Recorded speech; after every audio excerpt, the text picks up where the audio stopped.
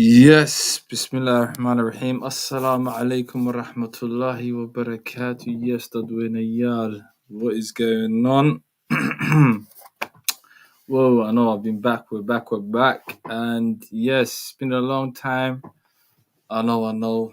But we're going to be getting back to these regular slots. So it's a bit like I try to explain to you, but I think I'll get in depth sooner or later. You guys will find out why I've just been a bit busy and all of that. But yeah.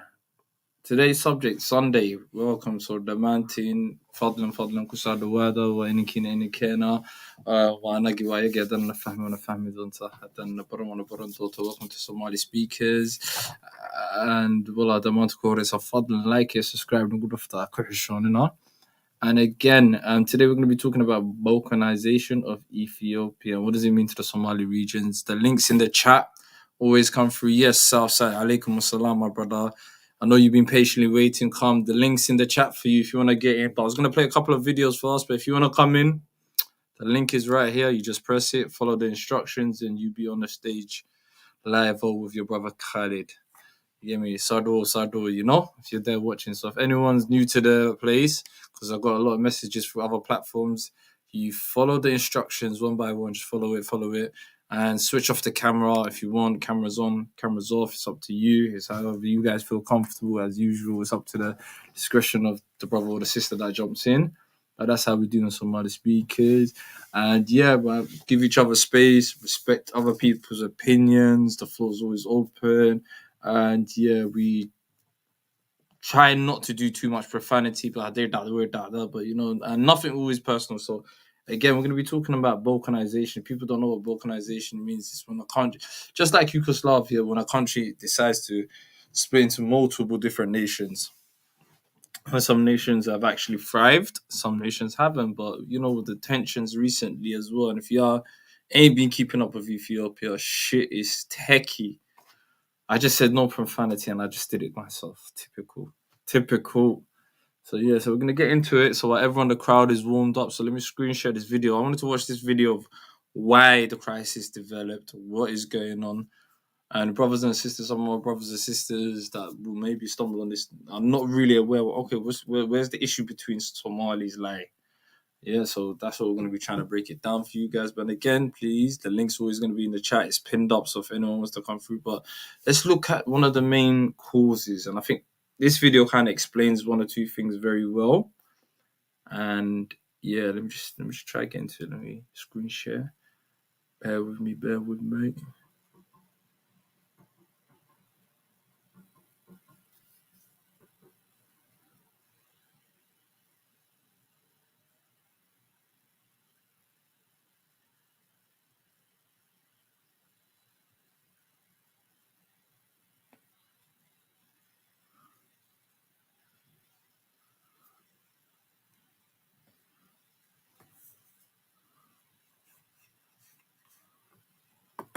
You represent a new generation of African leaders.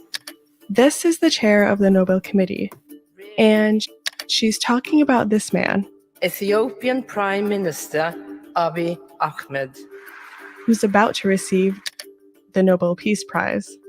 Ethiopia's new leader had ended a decades-long war with a neighboring country, Eritrea. But less than a year later, Ethiopia was attacking one of its own regions, the regional state of Tigray, and had called on Eritrea, its new ally, to attack from the north. In just a few months, the country's leader had gone from this war is epitome of fail for all involved to this. The federal government had every right to deploy federal security forces. Ethiopia is now at war with itself. The conflict there has already killed thousands of fighters and civilians and forced more than 60,000 Ethiopians to seek refuge over the border in Sudan. Ethiopia seemed like it was on the brink of peace. How did it fall into a civil war so quickly?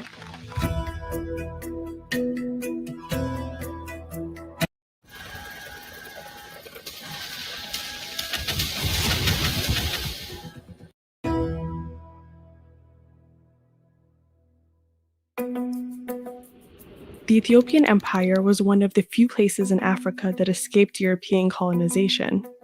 It did that in part by invading and absorbing neighboring countries to protect the Central Empire from European forces. The result was a very diverse country with dozens of ethnicities. But it was ruled by the empire's Amhara people. All other ethnic groups were treated like second-class citizens. After World War II, the Ethiopian Empire absorbed the former European colony of Eritrea and treated the people there the same way. One result of that was the formation of a militia, whose goal was independence from Ethiopia, the Eritrean People's Liberation Front, or EPLF. Then in 1977, a communist dictator took control of Ethiopia. Colonel Mengistu rose to leadership in part by having his rivals killed. Once in power, he began cracking down on dissenting groups immediately. Mengistu launched a bloody military campaign called the Red Terror, killing thousands that opposed him. By this time, other militias had formed. One of them was the Tigray People's Liberation Front, or TPLF. The militias began to work together, especially in the north. TPLF and EPLF are political movements representing societies that are culturally very proximate.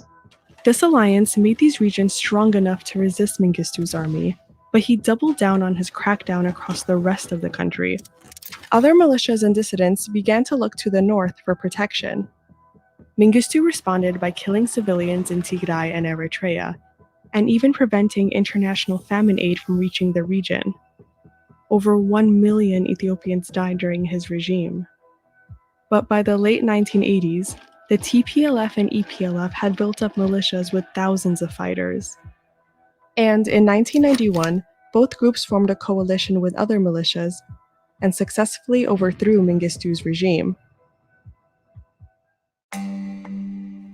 Only a few days later, Eritrea declared independence from Ethiopia. It left the TPLF as the most powerful force in the country. The leader of the TPLF, Meles Zenawi, became the first prime minister of the Federal Democratic Republic of Ethiopia. In an attempt to balance power among its ethnic groups, Zenawi remade the country's political system into a kind of democracy, in which many of the militias who had overthrown the previous regime became political parties, including the TPLF. And he divided Ethiopia into 10 ethnic-based regional states. The TPLF only represented about 5% of Ethiopia's population, but in Zenawi's new government, it formed a coalition with allies representing the most populous regions.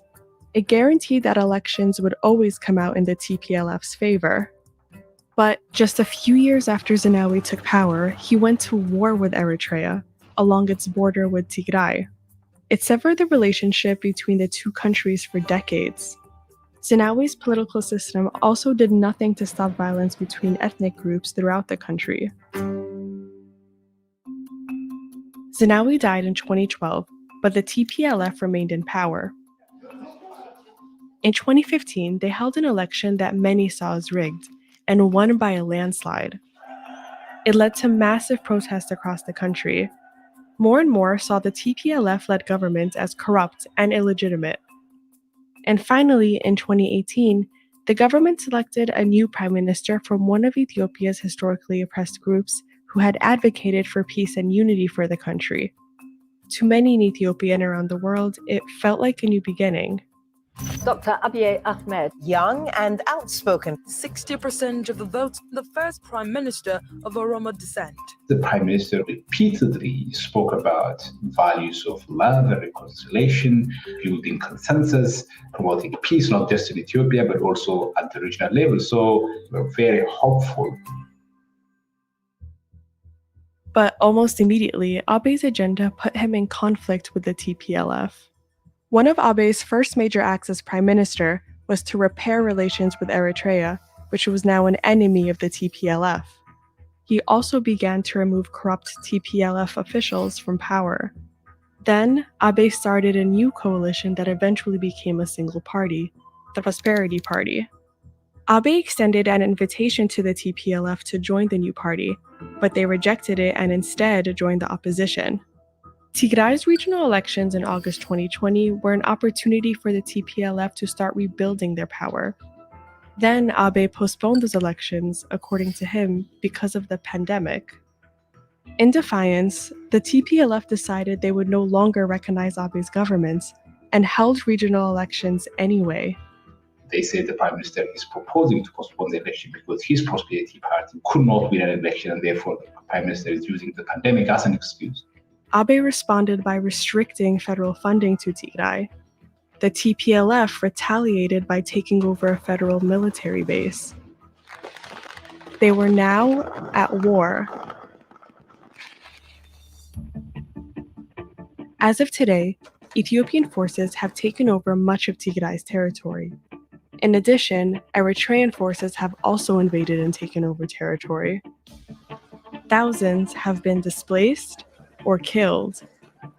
حاجاتنا خلينا نجينا هناك بتشوفوا عملوا يعني الناس ديل جايين بعكاز بالسكاكين دار يدقوا المواطنين وراهم الجيش سوري. Abiy Ahmed is not the first leader to bring Ethiopia to war. What sets him apart is that he promised peace. The problem is that Abiy's vision of a unified Ethiopia didn't include everyone. And that's one way he's not so different from his predecessors. The country today is extremely polarized. Social divisions are particularly deep and intense. It's difficult to see how Ethiopians can persuade Tigrayans to continue to pledge allegiance to the Ethiopian state.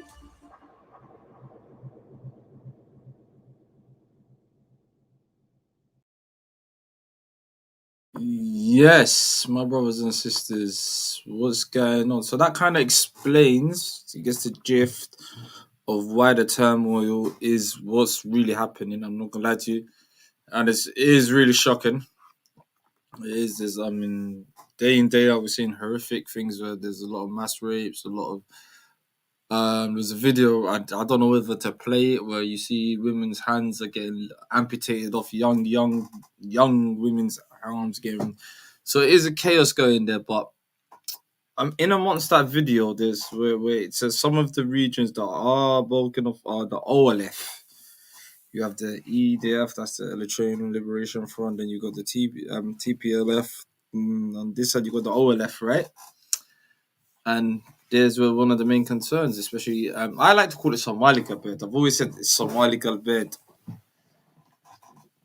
What video is that, my bro? I just played the video. I think I played the video. I'm not sure. Yeah. So that kind of explains, if you want, I don't know what video you're replying to, but I'm not really sure what happened. I'm not even sure what happened to you, Southside SM. Not really sure. So yeah, that kind of explains in amongst that video the balkanization bit. And part of the balkanization are, I think, Somali Galbed. Some people call it Ogadenia, the Galbed. I don't know, it's up to you. The amputation ones. Yes. I see you. Yeah. I'm going to try to find it for you. Give me a minute or so. Thank you. Yeah. Give me a minute or so with my family. And again, please, brothers and sisters, smash up the like button. Don't be shy with it. Increase up the likes and shares and all of that. But like I was saying, yeah, so I've got another video that I wanted to play. It's a little short one and it explains the Somali angle where some of us are coming from when it comes to the Somali Bird area. So let me just try to bring that up for you guys now as well. So then hopefully one of you guys could jump on and we can actually make this into a full-blown discussion. You already know. It's time. Yep. Let me see what my brother Ali Muhammad said. You get where I'm coming from. Time to get rid of the and ask. I don't know. This is why the question I was saying, like, because some of you brothers and sisters are like, no, it's not gonna turmoil. I ain't can. Couple of disgusting comments, some interesting comments on TikTok earlier as well. But at the same time, I really wanted to say to everyone that what is the best interest for Somali Gilbert? What would be right now? Because I don't know. I feel like, are they holding off? Are they being silenced? Are they Are they sitting on the fence? Or they say, well, if the shit hits the fan, then we're gonna strike. And that's what I like to explain. Like, when is the possible best time? Yeah, please join. Press the link. The link is all right. Let me send you the link here. I would love you to join and give you your 2 cents because I want to play this 3-minute video. There's the link for the chat. Young SY. Come through, man. There's the link for the chat. So if you want to come through, just press that link. If you want to put your camera on, you can put your camera on. If you want to put your camera off, you can put your camera off. You get on Camera from Family, just follow the link, and then it will direct you to bada boom, bada boom. You know what time it is. Yeah, so that's the link right there. But this is the video. This is why I wanted to get into this bit. This is why it's the Somalis have an issue. Does that make sense? So if you weren't really aware, if your brother sister that doesn't even know what's going on in the Garbed regions, so there is. Yeah.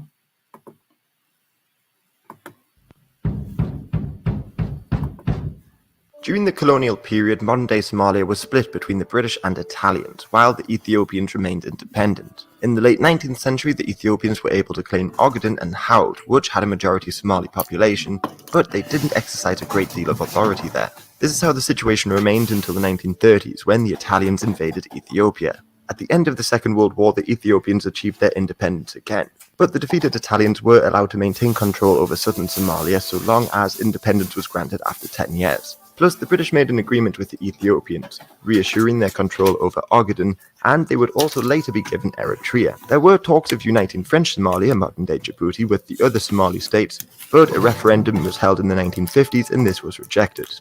Plus, just before the British granted northern Somalia independence, they pulled back on their promise to hand over Kenyan regions to Somalia. So, when the two former colonies united to form the Somali Republic, many ethnic Somalians were living in a foreign country. For the first few years of its existence, the country was run by Aden Abdullah Osman Dar, and he ran the country according to the constitution, becoming the first African leader to democratically hand over power peacefully in 1967. However, his successor was assassinated in 1969, and this allowed the Somali military, led by Siad Barre, to seize power in a coup.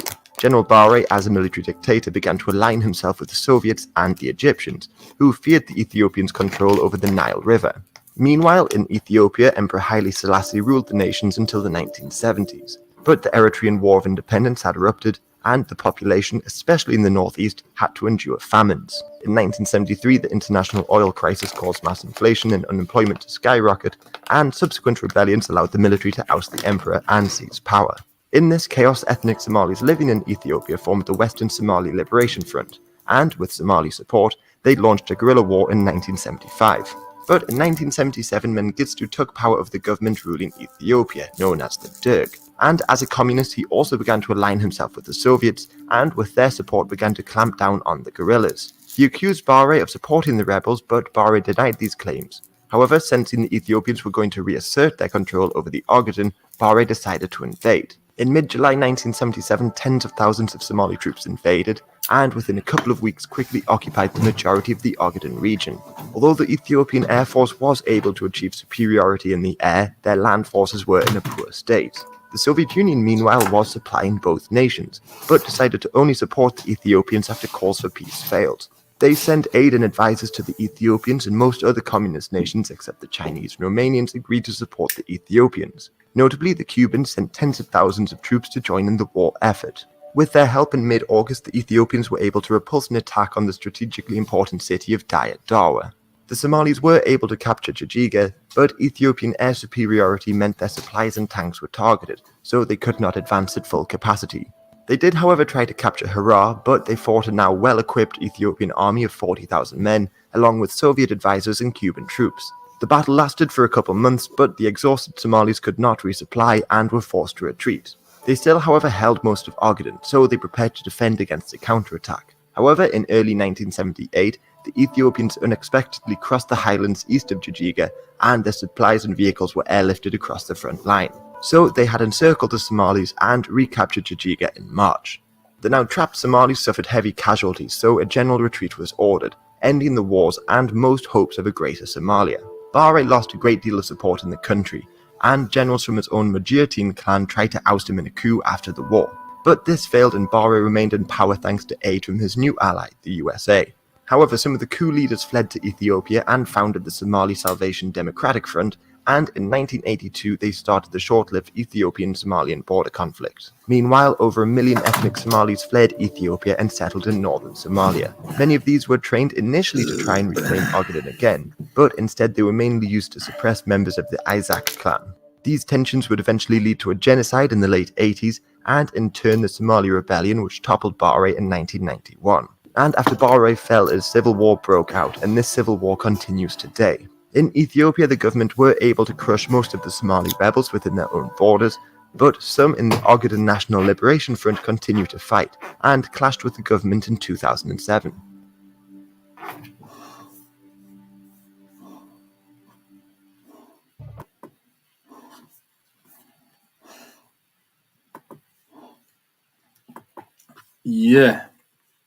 Yeah, brothers and sisters. So that kind of breaks down the Somali sort of history with the Ogaden region. And yeah, so I asked the question, a balkanized Ethiopia, is it time to, waddan Kenisa so whatever you want to call it, the dream that apparently a lot of brothers and sisters have.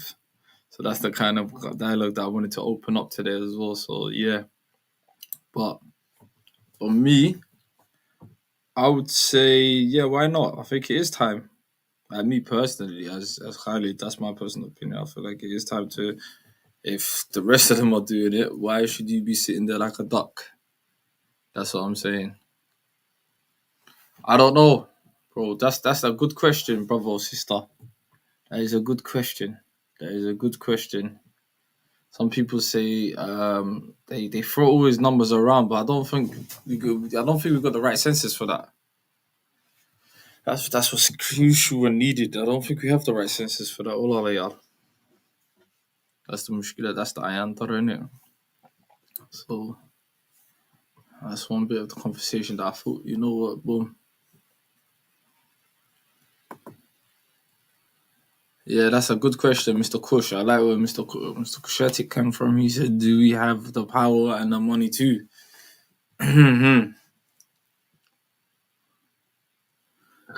That's another front. I think this is a brother from the Galbed side, or we might go broke again. I don't know, because it's going to be costly. Do you have the manpower? Do you have the skills? But I'm thinking, should it be done through a political way now instead of fighting? That's another question as well, because if they are on the brink of what's it called, balkanization, and shit's hitting the fan, and it looks like it ain't easing up anytime soon. And there's a video that I wanted to bring up. Let me just, while we're having a conversation, while we could talk about it, but it is.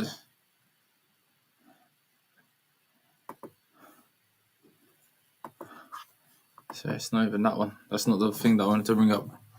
But that is a brilliant question. Do they have whoever's in the government? Do they have the money and the power and the resources? What did I thought Youngs was coming on, man. I don't know why Youngs is acting shy. What's that?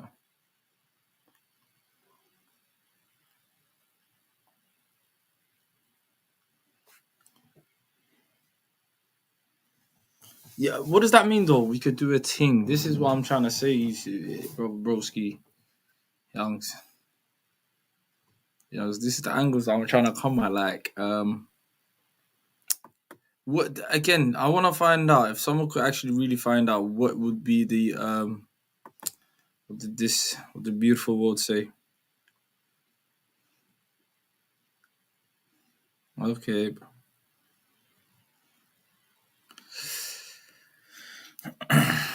That's the angle. I don't know. Yeah. That's a mad one. Boy. Yeah, you know what? I want to concentrate more on towards into the point where what did Kush say over here? Kush must have come back with a reply.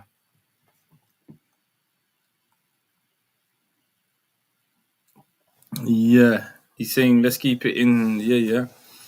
I don't know. That's a good one. That's a good one. That's a good statement. There's still. No, I get it, Kush. But as we did see that video, I feel like fast forward to now, and especially the turmoil that these people are in, because shit is peak. I'm not gonna lie to you. Because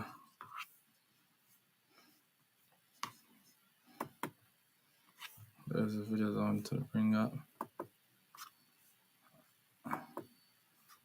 Here's a bit that I wanted to bring up as well. So let me just see this.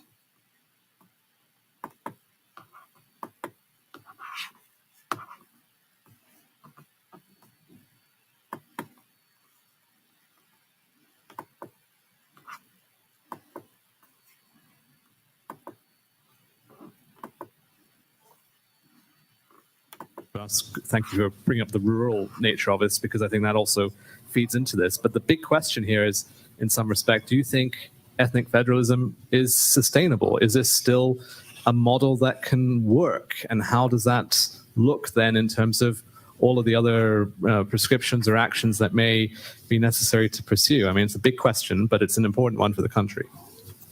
I think it's the fundamental question that Ethiopians need to address, because if they don't address the structure of their country, they can't have a successful election, they can't move the economy forward, security will continue to deteriorate. You already have 3% of the population who are internally displaced because of ethnic tensions, displacements. I personally think that a federal structure in a nation that has very different identities for its different components makes the most sense. Now, most opposition parties in Ethiopia, at least while I was there, their main complaint was this was a divide and rule tactic by the minority Tigrayans. If you keep everybody separate, then you can rule. Well, what's the alternative? I mean, if you look at the history of Ethiopia, it's a series of strong rulers at the center, usually from the Amhara region, but the highlands, who managed to cobble together a kingdom or an empire. And then maybe when the ruler is a bit weakened or there's a weak successor, you have rebellion from the periphery or attacks from the outside, and it all collapses. And then you need to wait for another strong leader to put Ethiopia back together again. This is a fundamental issue that I think Meles was grappling with. I was told that there were many late night, all night sessions he had with Huntington of Clash of Civilizations fame, discussing how do you structure a government in this country. Mm-hmm. And what came out of it was ethnic federalism. Now, I've had Ethiopians tell me, well, we should just have a normal federal structure like the United States does. And I say, well, how do you draw state boundaries? I mean, those have already been drawn by long history of ethnic groups. So, ethnic federalism is probably the least worst option in my mind for long-term stability in Ethiopia. Just not going to add one little historic point to that. I think that what you said is actually is absolutely on the money.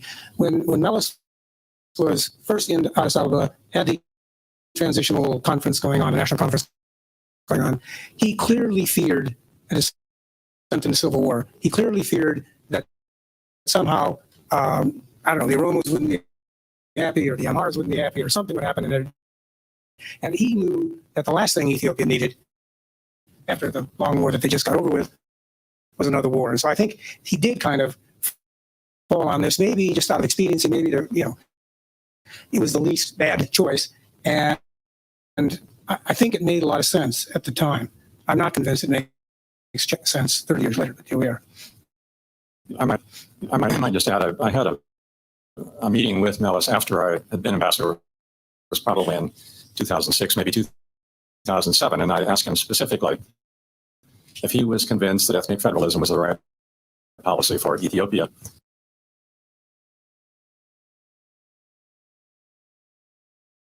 Yes, Rodriguez, my brother Rodriguez. Salam alaikum. My brother Noor Wa King. alaikum salam. Sardawo. I think he's got the mute button. I think he's got his mute button on. Wa alaikum salam. Can you hear me? Yeah, I can hear you perfectly. Volume Yeah. perfect. Volume perfect. Bashir King's in the building, my family. Salam alaikum. Can you hear me? Yes. How are you doing, my brother? How are you doing? How are you, bro? I saw you online talking about this topic. I thought, let me join.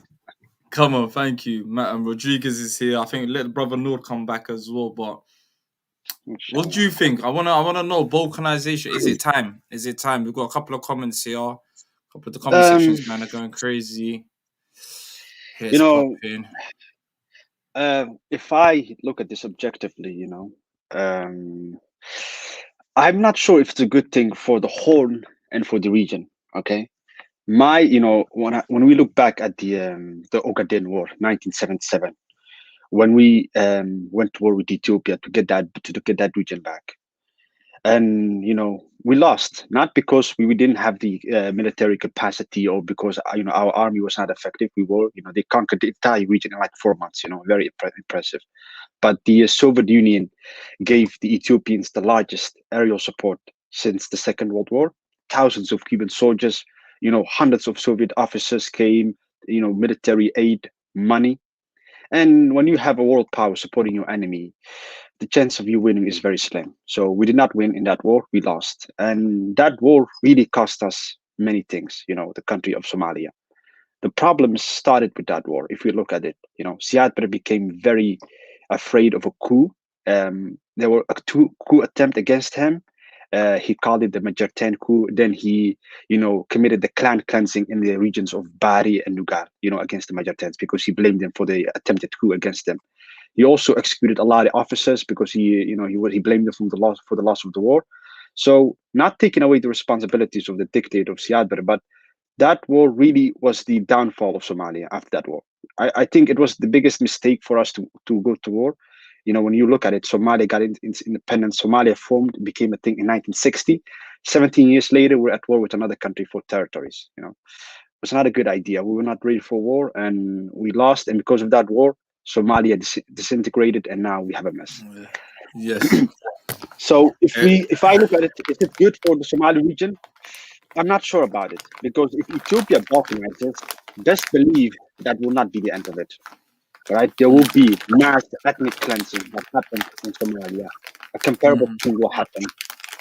There's hatred amongst ethnic groups: the Oromos, the Afars, the Somalis, the Tugarus, and I forgot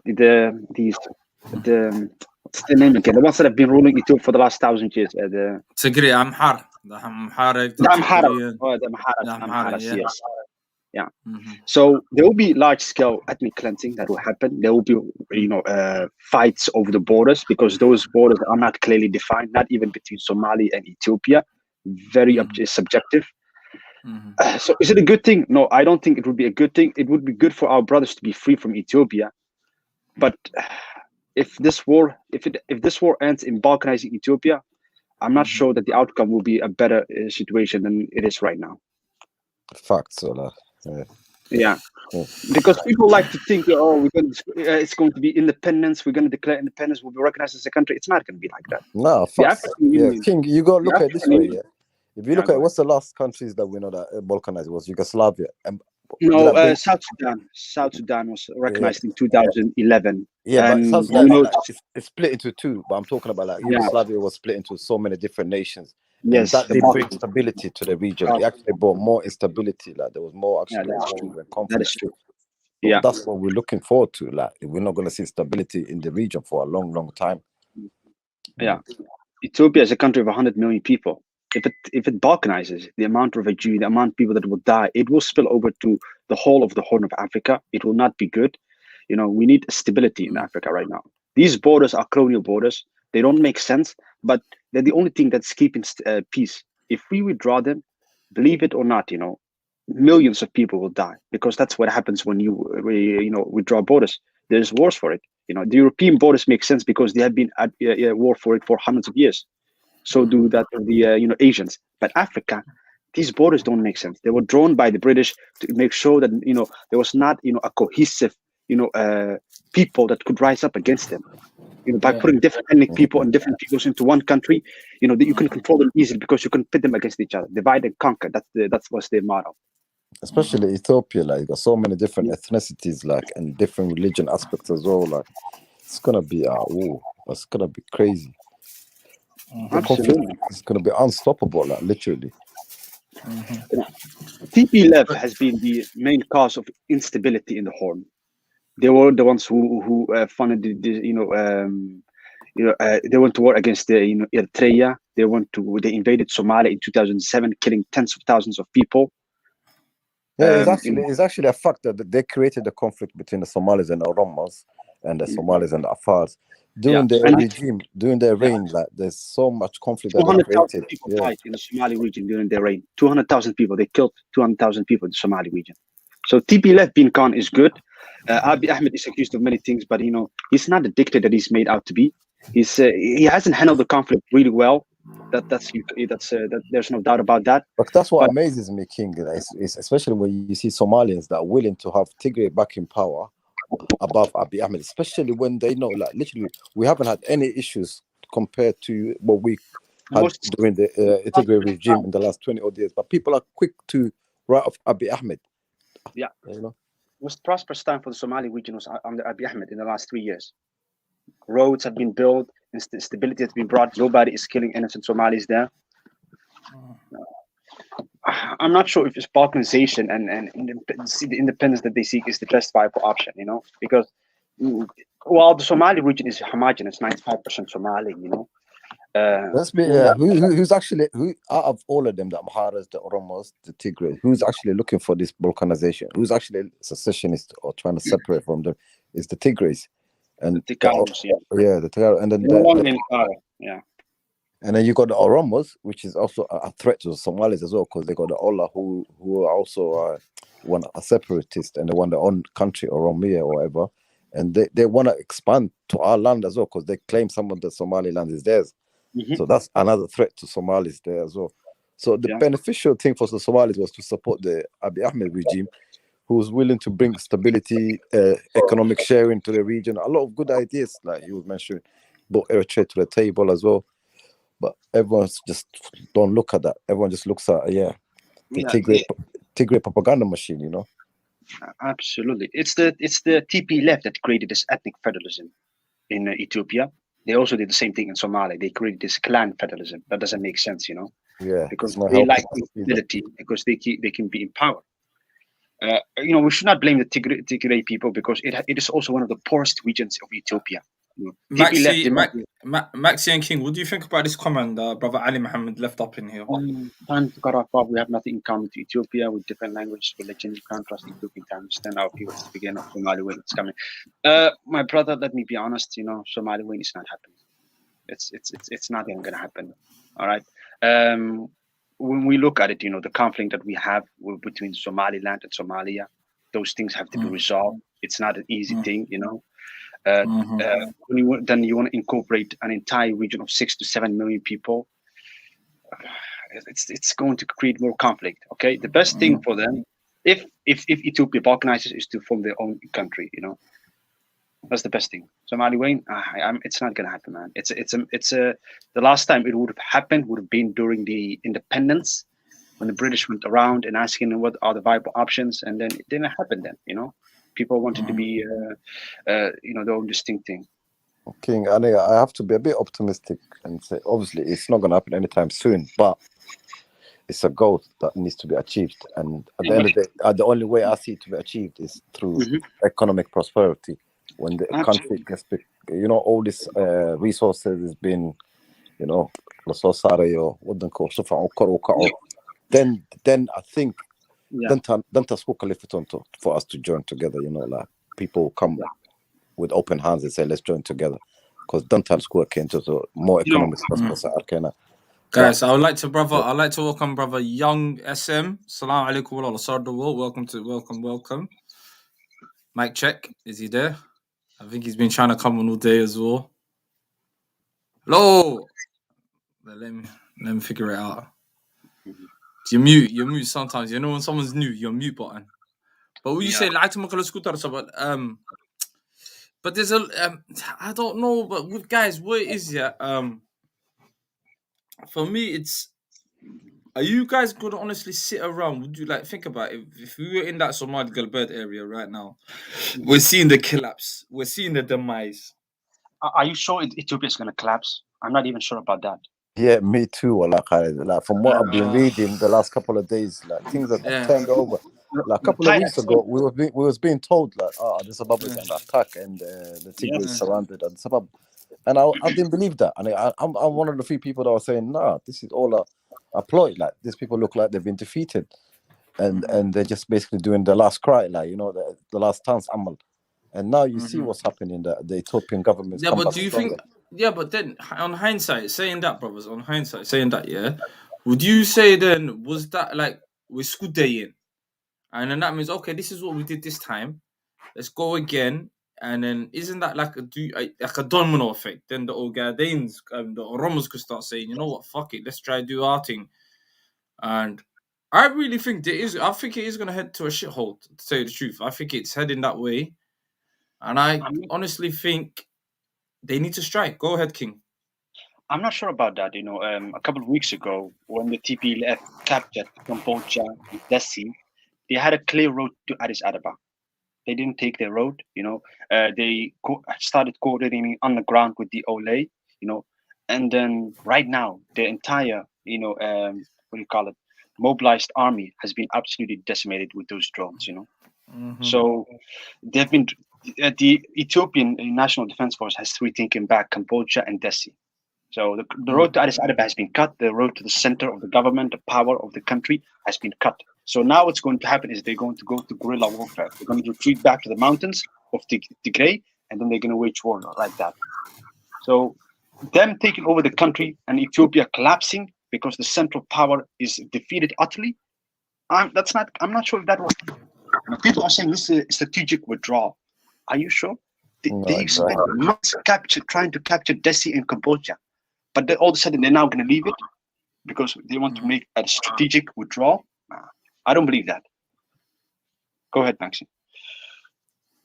Yeah, that's facts because they came all the way to Addis Ababa. I mean, that's where the central government is. If you're gonna get somewhere, you're gonna walk into the capital and capture it.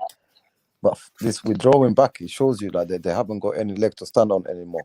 And the Ola, bringing Ola into the thing as well was sort of showing you that they got weakened. This fight that they had and all these last times they were making in those towns, I can't remember the names of it. They were losing a lot of numbers, You got to remember the Tigris are minority as well at the same time. And they're getting killed. So I don't know. Now I can see the Ethiopian government is going back, is taking back all the towns that was taken by the Tigrays. And sooner or later, there might even be an elimination of these people. They might even, because they're quite smart as well. They're very shrewd as well. So they might even come back to the table and agree with Abiy Ahmed.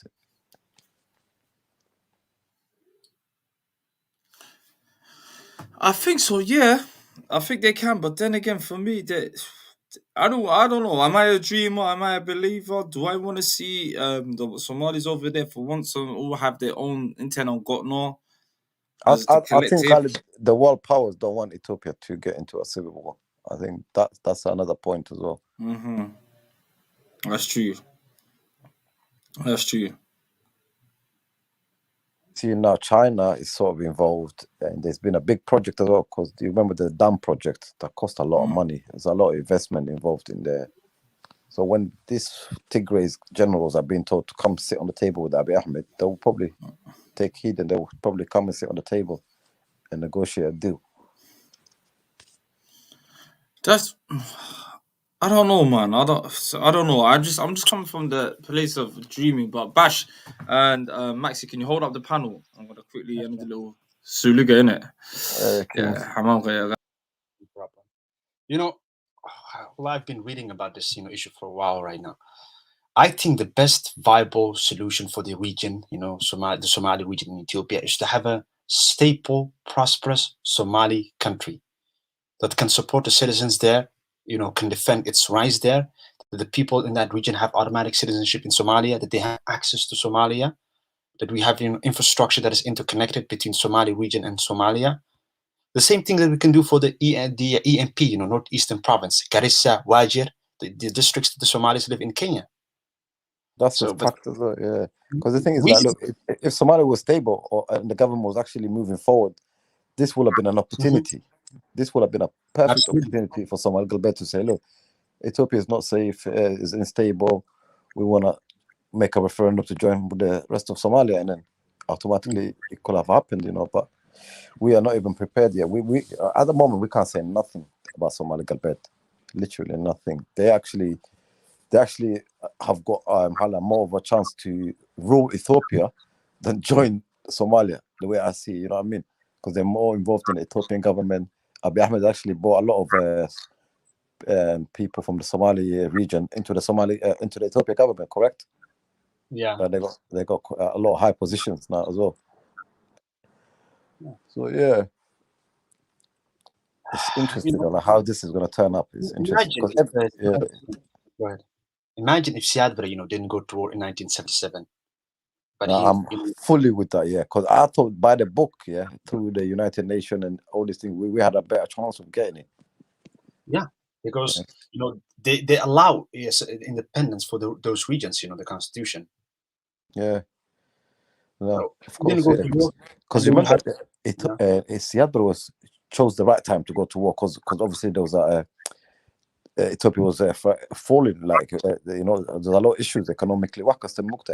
That was, we could have chose another route instead of the Galka, to get Ethiopia back, because Somalia was actually prosperous that time with the connection they had with the Russians.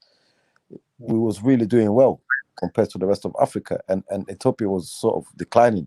Yeah, or funding balkanization by arming the rebel groups in the region. The same way that the TPLF created Somaliland. By funding the Somalia, the SNM or the SSTF in Puntland. By funding those rebel groups, they helped overthrow Siad Barre. Exactly. Yeah. They done a smart move on us. Yeah. Like they actually worked out how to make Somalia stable, how to destabilize Somalia and get them into a civil war, because they helped a lot. All this SSDF, USC, SBM, SDM, they all had the support of the Ethiopian government.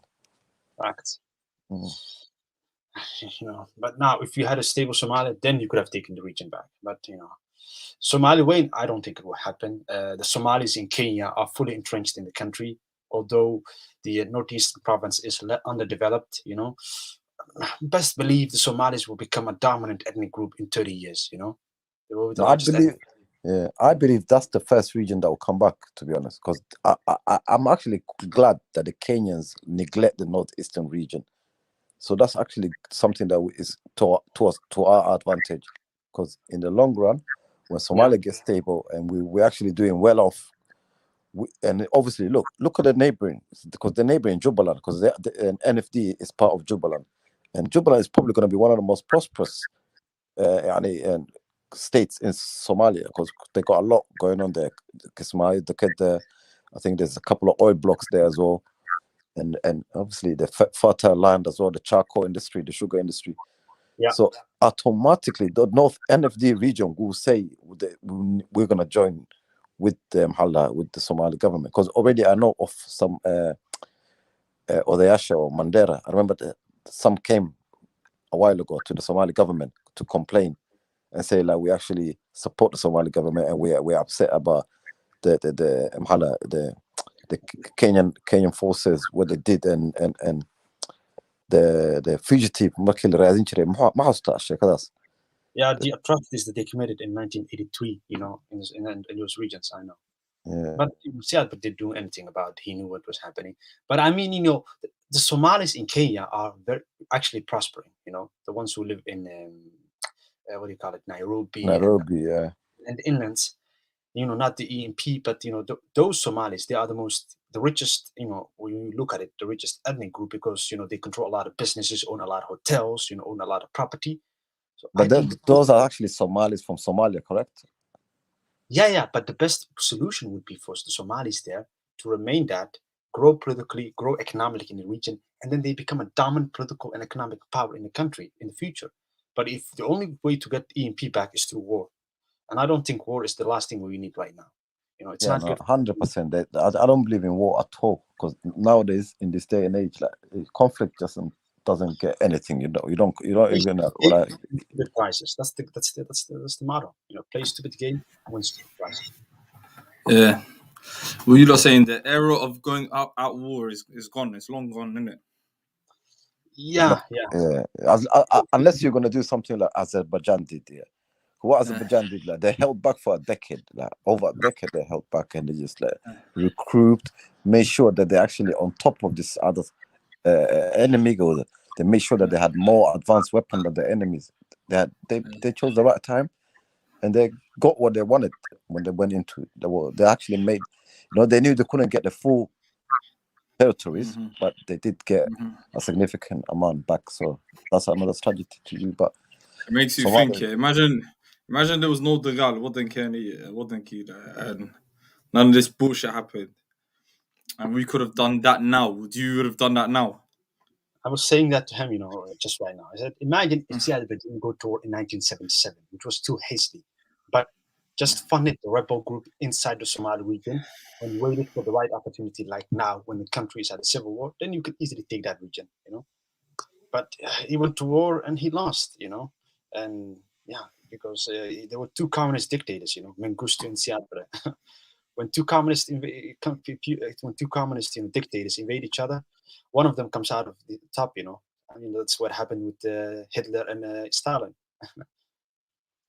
So he actually made two mistakes, I think. But the first one was to go into the war in the first place, and the second one was to not stay to the borderlines, to not stay to the the areas belonging to Somalia, trying to take over Addis Ababa and trying to say like, I'm going to be the first. That was true. That's one of the things that I could not understand. I said, okay, you had all the territories where the Somalis lived, but why did you go further than that? After that, King, I think Ethiopia will have complied, in it. They would have been, yes, fine, cool. Yeah. You got that. Yeah, you got your territories back. Fair enough. Yeah. But that's when the Soviet Unions went to cry into that's when the Ethiopians went to cry into the Soviet Unions, and the tide turned against them, and the Soviet saw him as the aggressor and said, we're no longer going to support you. We're going to side with Ethiopia because we believe that they are far more, they believe in the communist ideals more than you do. Yeah, and the capital was at risk. How are you going to say we're going to take over Addis Ababa? And the thing is that you got to look at it. No Western nation or European nation did conquer Ethiopia. And for another African country or neighboring nation to come and conquer it, I don't think the Western will have allowed it. If even the Russians didn't intervene, I think the Western countries would have been intervened in straight away. And it would have been I think it would have been worse for us if the Western nations would have intervened at that time. I was glad that it was Russia, because Russia let us be. I think the Western nations, if they would have intervened, they would have made sure that Somalia gets fragmentized and more territories would have been lost, Yeah, right. But Ethiopia actually was the first one to invade Somalia. A lot of people forget that. In 1963, they invaded Somalia, and the republic just formed and was very fragile. And I was reading the transcript between the foreign secretary of the United States. What's his name again? The guy that was with Nixon. The guy that formulated real politics. Kissinger, Henry Kissinger. I think I've read that as well, King. It's something to do with the let's align together because we have the same belief. Yeah, and they were talking about the invasion of getting back to Somali region and the risk. I mean, because the Somalia was growing stronger militarily, and there was yes, I remember. I think I read something. The military officer, I forgot his name. Are you going to invade Ethiopia? And he says to me, "Well, we don't want to invade them, but they invaded us in 1963, and we did nothing." I read it on WikiLeaks, the transcript. I think I got it even on my phone. But I was looking at another different scope, because I was looking at like the treaties these people make with each other, like because of religion, because of Christianity, and a lot of the aspect to be spoken there was like we share this belief in a meeting. I remember, it's something to do with we share this Christianity belief, and we are the the gatekeepers of Christianity. We have this old and heritage of Christian and this is an Islamic Somali nation. Well, I think I read a bit about that as well.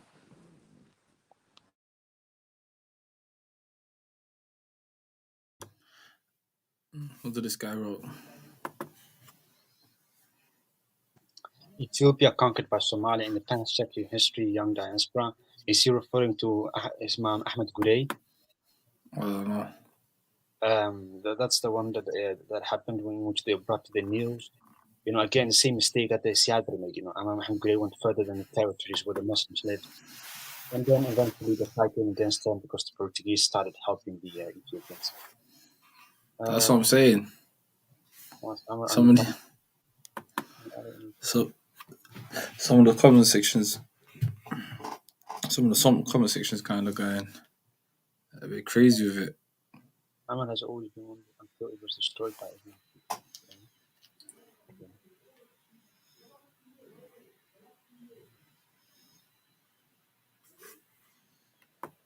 But yeah. So what do you think, Khalid? I think to myself, I believe I would say just sit back and wait. I'm like you guys. Look, I don't want bloodshed as well in it, yeah. That masakin the lie, but then again, I'm not looking sunny because some people say while they're living there, it's torture knowing that kadar looking skele, yeah. And then anytime we'll go sunny and the disgusting news I'm hearing about Somali culture. That's why I can't stand that, you know. I'm coming from like some shit. It's a bit, you know, it's a bit disturbing because you know the rest of us, whether you're in mainland Somalia or Somaliland, yeah, حرية بحث that you get. I'm coming from Bashir, right? Okay. Over there, yeah, go ahead. But if you look historically, you know, Somalis have killed each other in larger numbers than any, you know, non-Somali ever did to us. Habashas, you know, whatever tentative control that they had over that region, you know, they killed more Oromos and you know the Amharas. They killed more Oromos and other ethnic people than they did with the Somalis. You know, the biggest killing of the Somalis happened under the TPLF. You know. Ooh. So what are you saying? I never knew that, man. That's a bit of a fun fact. Something you learn every day. Yeah, that's a bit crazy. Because Haile Selassie, when he controlled that region, you know, and all Menel, because they got that region in 1945. Okay, they incorporated into Haile Selassie. You know, when that happened, you know, the most rebellious people were the Oromos. You know, so a lot of his effort was focused on, you know, pacifying the Oromos, and he killed a lot of them. So not the Somalis. So the biggest death toll of the Somalis happened on the TP left, around 200,000 people. That's what they say during their reign. So because that's when the ONLF formed, you know, after the Ogaden War formed ONLF, and then they were they caused some trouble for Mengistu, but you know he was more focused on his communist ideals and you know and implementing that. But TPLF is the ones that you know caused much of the problems and suffering for the Somali. So if they're gone, things might improve. You know.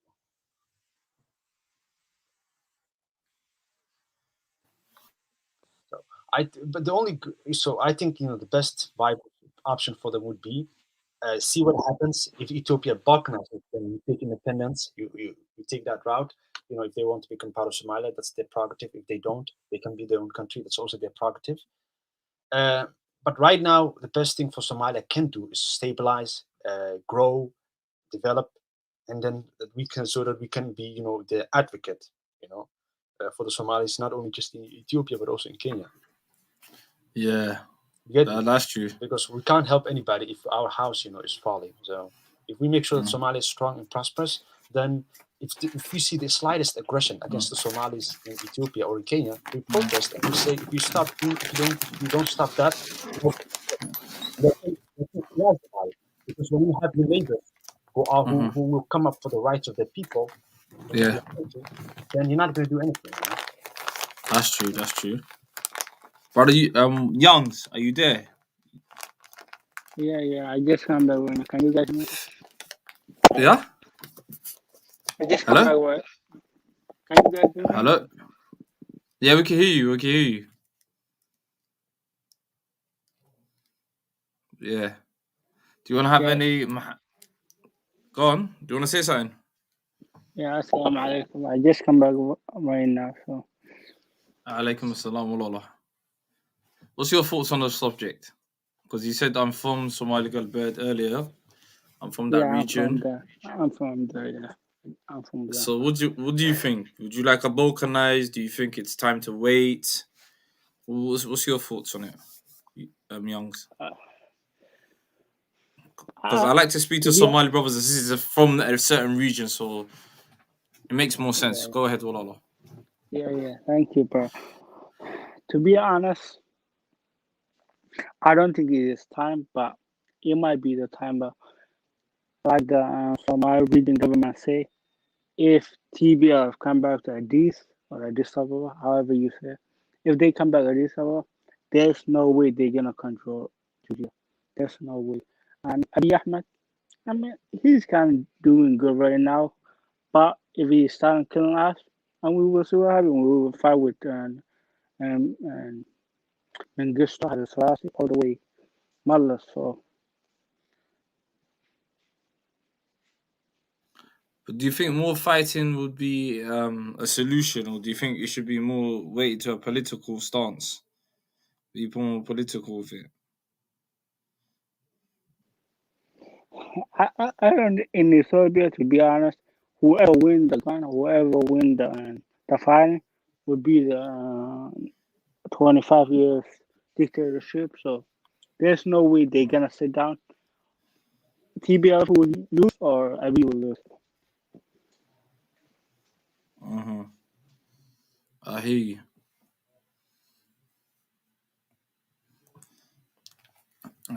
But I do know so I don't know how to skasuk in task yerasuk. Well, we've been under Ethiopia like I think 72 years or 74 years. So Yeah. at the right now, last 3 years we have a beast. So into much to be honest. That's the way forward, man. I don't know, man. It's, like I said, it's always good to hear from a brother or sister from that region express their opinion.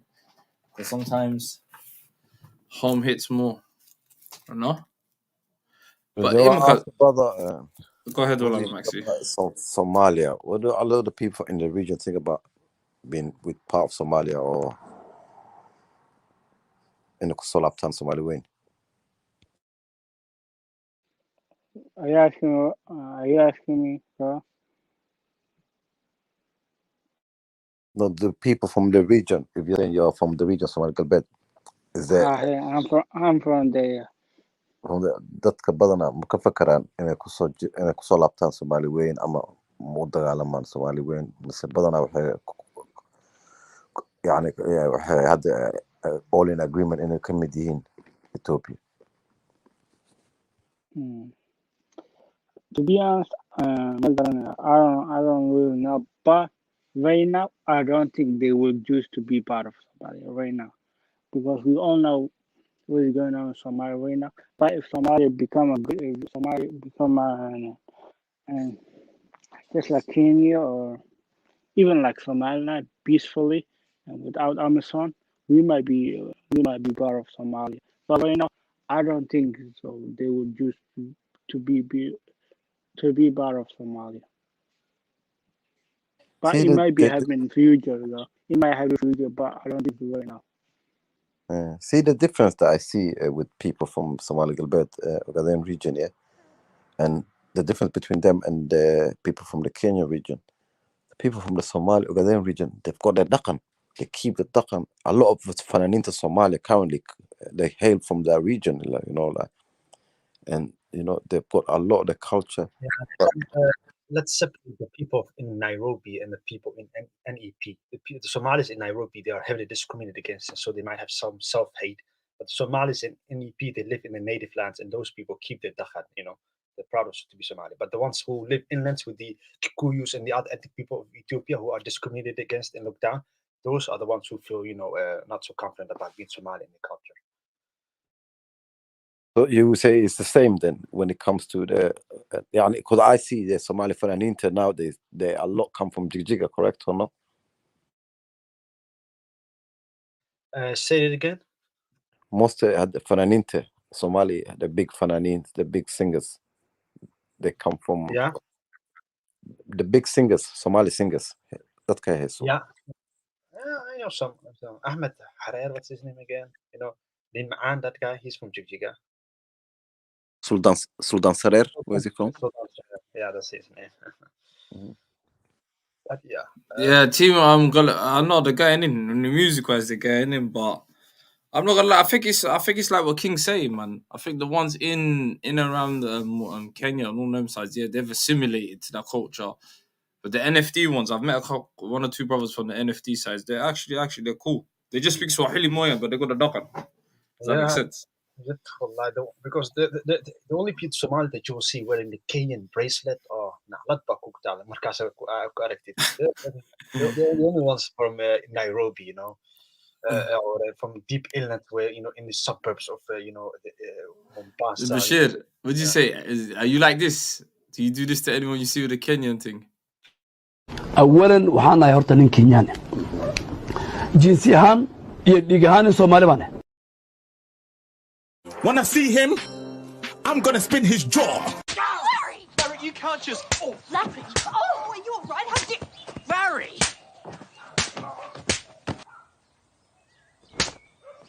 This is for any That brother shit with is fucking trash. the bracelets. Maha Somali! Hella dilo! Anyone we catch with the braces, I lie. Anyone.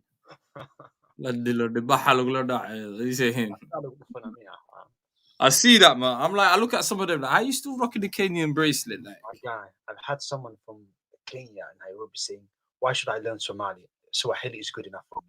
Like, what's so great about Somali? That's the question I wanted to say. Like, there's Somali Siju, yeah, but what do you call the Somali Galbet? yeah, that's a good one. That's a good one. What do you? I don't know. The Somalis in Ethiopia, they don't interlive with other ethnic people. That's one of the things. Yeah, they don't even bother with their language. I think they all speak Somali perfectly as well. That's why you know, a lot of the other ethnic people, you know, they don't see them as Ethiopians. They see them as foreign because they refuse to integrate with the culture. They refuse to speak Amhar or identify as Ethiopian. You know, they are very strict in making sure that they are distinct, that they keep their culture. But the ones in Kenya, especially in Nairobi, Mombasa, or the inlands, they are very weird. Man said that's what he said. That's what Famaji's been doing the last 5 years. This guy in the comment section. He's been hella slaps. He needed that slap. Yeah. Who's that? Big up. Is that brother AB in the building? Assalamu alaikum, man. Tell him jump on, man. I want to hear his opinions on Ethiopia balkanizing. I seen AP in the chat for a little hot minute. You know, one of the the TDF, the trucks have been destroyed, the tanks have been destroyed. Those drones, those Turkish drones, TB2 drones, they are really effective. In the in Gesha, Geshena.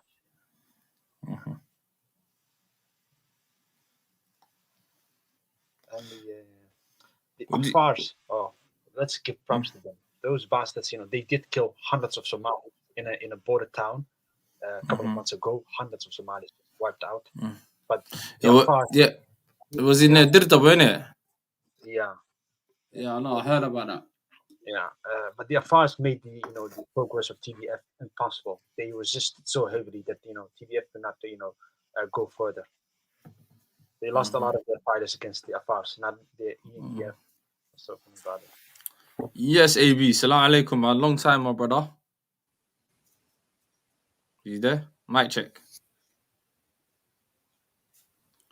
Sometimes some people's mic. Yeah, but I heard about that. What are you saying? These Amfari and them Amfar as well. A lot of people are Amfar to Walalakin. But these lot, I think we were doing it on a show. I think we were covering it one day, and they smoked a hell of a lot of Somalis recently, a couple of months ago.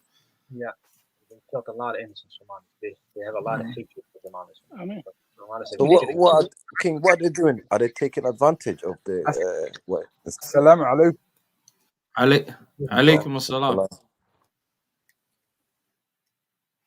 Is his mic working? Yo, AB, I think you need to jump in, jump out. I think his connection.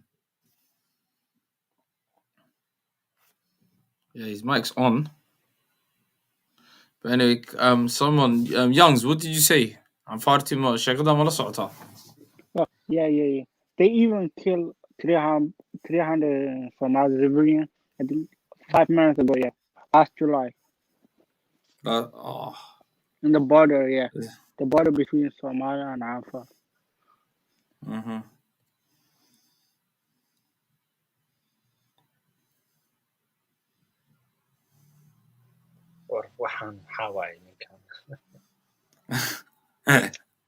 This guy is starting. The guy who was every time. Why doesn't he come on the pitch? Yeah, so there was a border clash, in the region between the Apache and Somalis 6 months ago. They killed over 100 civilians. 100 Somalis were killed there. Mm-hmm. That's what I'm saying, man. That's why this is what I recommend. Wallahi, man. I reckon. Who do you think's worse? Being under who do you think's under in a worse occupation? Kenyan, Somalis, or Habashidan? Does that make sense? Well, the Kenyans did commit horrible things, but for the last 30 years, the Somalis have been able to live in peace, have rights. They have businesses they own. They can do what they want. They are part of the government. They are part of the judicial system. They are judges. They are police officers. There is some discrimination against them, but by far, they live in a peaceful life. But the Somalis in Ethiopia, they have the pride, the dignity, and prosperity. It's a communist nation. You're not allowed to own property. You're not allowed to open businesses. I think Alaikum assalam, sister. This is a beautiful sister that Sister Sumaya. The Spot. She's got a live channel as well. I'm gonna plug her up as well later on. She's in the building. Alaikum assalam, Sifi Ambo salam. But carry on, King. Carry on. So the Somali region, has been incredibly underdeveloped.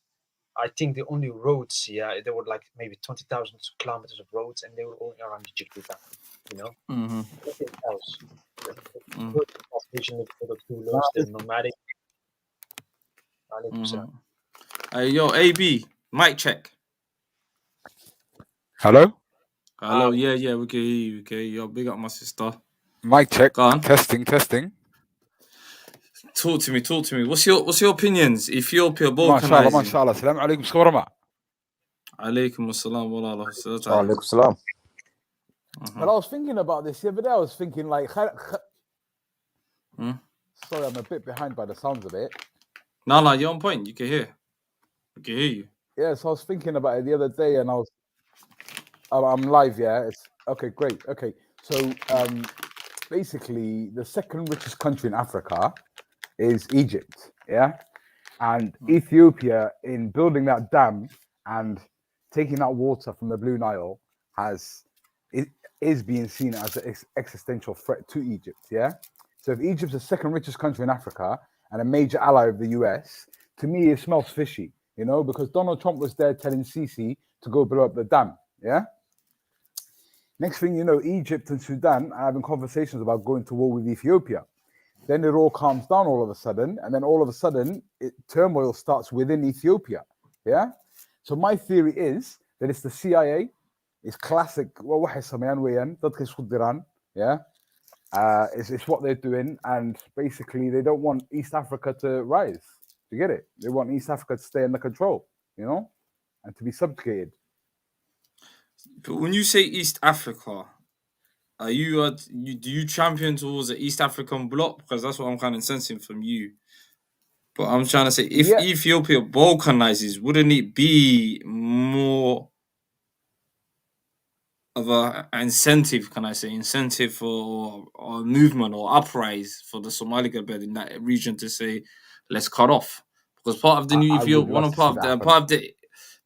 I think the Ethiopian constitution, correct me if I'm wrong, says if something like that happens, and you get where I'm coming from. Yes, some Sister Sumaya, she agreed with you. She said, yeah, Egypt is an ally. Don't forget that. But at the same time, would you say, would it be time to rise up and say, yeah, I'm going to want got in it because it's part of the constitution. I'll go on as well. Does that make sense? AB. Hello, is he there? Okay, I'm trying to come back in. You hear us? Okay. Yeah, I am here. Okay, so reality check is Somalidu. Even if they wanted to, why they've been subjugated and oppressed for so long that they're not bothered with fighting anymore, you know, because they don't see any other Somalis that are free and are having such, you know, what's the word I'm looking for? Exponential growth, yeah? Somali kortayo meel fog gaadho weli ma la arkin moogta, yeah? So these Somalis in Ethiopia are not incentivized to rise because when they rise, who are they going to be defended by? Somaliland's not recognized. It doesn't have enough military prowess to come down and keep those people secure. Neither does Somalia. Do you get it? So it's not the time for them to rise, no, but it's the time for them to be having conversations with other Somali leaders to get Somalia sorted out, you know?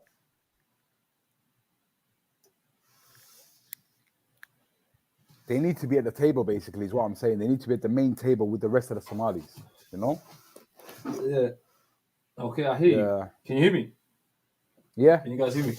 Yeah. I was gonna say something, but isn't it okay? Cool. I respect that, AB. But wouldn't you say as well, like, no, that so wholeheartedly, yeah? I would have said, isn't it sort of, I don't know, some type of dagak?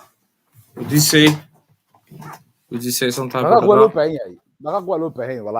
And there's always people that have been trying to champion this. The ONLF, the Ogaden National Liberation Front, yeah.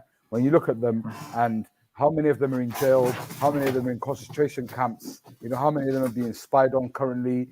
Like the number of people that are being spied on in the Somali territories in Ethiopia is unimaginable, wallahi. So, like, we're low behind, always the low behind, hey. Like he's saying now is not the time because I would Somali right now in Ethiopia, madaxweynaha loo sameeyo lagu fadhiisiyo moogtay nin Mustafa Dheeraa loo sameeyo lagu fadhiisinayo lagu aaminsiinaya haddana ninka Soomaaliga beertiisa kama soo qaadan karo tamaandadiisa and he cannot sell in the market ninkan kale xabashiga ama xaaradii way diidan yihiin ma fahamti yeah tayda socoto taadu ma socoto weyn sheekadu but then isn't that occupation then?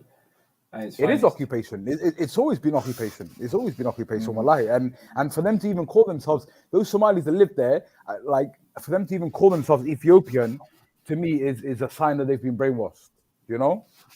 It's not been brainwashed. They think they've been defeated. Because something that King said earlier, here's Young Wise, he's from that area as well. He feels like that sentiment as well. Does that make sense? What, the defeatism, yeah? It is defeatism, yeah, I think it is. But you can look at it like that they've given up, you know, and rather than be fighting, they want to be part of something, you know, and be progressive and move forward. But you can't be progressive and move forward when you're not being allowed to be yourself and who you are, you know? I hear that, but at the same time, there's something inside me always says, like, you know, because think about it, us mainlanders that live in the, you know, the peninsula, we've got that hurriyat that these guys don't really have. And that's what I kind of, I don't know, man. Does that make sense? I hear you, but at the same time, some of the stories that... We are being oppressed as well. Wallahi. We're being oppressed. The Somalis down south are being oppressed. It's just different levels of oppression. I think I've said it before on this show. Like, when you go to Hargeisa today, diyuuradda raacaysa waa Ethiopian Airways, yeah? Lacagtaasoo dhan diyuuradda buuxda iyaga u tagaysaa, maaha? Yeah? It's going to land in Hargeisa. Hargeisa waxaad bixinaysaa adigu £60 oo laga qaadaya for your taxes, right? That's the only money that goes to Somaliland. The rest of this money is going to Ethiopian Airlines. Do you understand? Markaad sidaa u fadhiisatid aad cunaysid fuul iyo laxoox cunaysid brav, yeah? Fuulkan tamaandada laga keenay, tamaandada lagu sameeyey, basbaaska lagu sameeyey, haddaa la doonan nidaamta lagu sameeyey, yeah? Ethiopia laga keenay, yeah? Even the Egypt laga keenay waa laga yaabaa. What's that? Even the fat comes from Ethiopia that we consume. Exactly. There's billions upon billions a year that's been spent. Like, when ugu fadhiiseen, qaadka weyn ugu fadhiiseen, dadkan way iska qaylaan oo iska fadhiyaan, xagga wax ka qabsan lahaayeen. Yeah? So that in itself is oppression. It's economical oppression. Because we're not recognized, you know, they oppress us that way. And it's the same for the other Somalis, wallahi.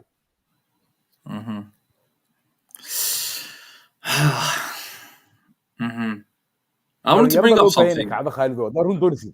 Sorry, go on. This is why the sports sister says that's why we need unity. a greater Somalia unity. But how can there be a greater Somali unity? we have to identify it. I knew you were going to say that. What is Somali Nimo? Exactly. I wanted to say that. Because this debate is being brewing on a couple of other platforms, and I think this is the question. I think a lot of people are asking, what is the meaning of Somali Nimo 2020, furthermore, 2022? A couple of more days. We might as well start saying 2022. What is the meaning of Somali Nimo? Because I think you guys missed the last show that we did, and the last show was about his new law. And that caused the big rift. Basically, the new law intakes that no, we're not triggering no one. I feel like it's time we have the honest conversation as well. I think it's time to dive into the honest ones. I feel like the new law is basically you cannot be, if you're affiliated in the Somali government and you have regional, you're gonna get arrested, I think. Is that what it is, Bashir?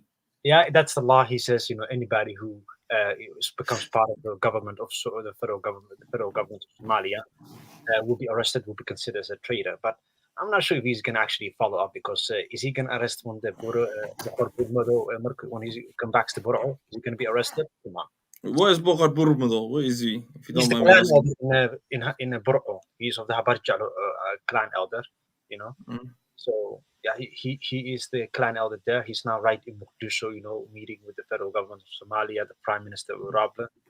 So when he comes back to Somaliland, is he going to arrest them, for treason? I'm not sure about that. So I think they're only arresting local little politicians that might vote for the parliament there, but they're not going to arrest big players like Bohar Burmado, because if he does that, then he'll have the entire Boro in their flames. So I'm not sure about that, but that's another conversation for another time. That's just the basic sum up. So if you vote in the Somali to me, it's all about money, man. This is all about money, wallahi. And so when Musa is saying one hidaya, iddi dawladda Somalia ka qayb gasha, or whoever cooperates with them, I'm assuming, he's saying, I'm going to lock him up. In a way, I understand where he's coming from, because you have to recognize, that Somalia and Somaliland governments are enemies. Are you aware of that? There is an ongoing war. It's not a hot war, it's a cold war. It's going on economically, it's going on the social media.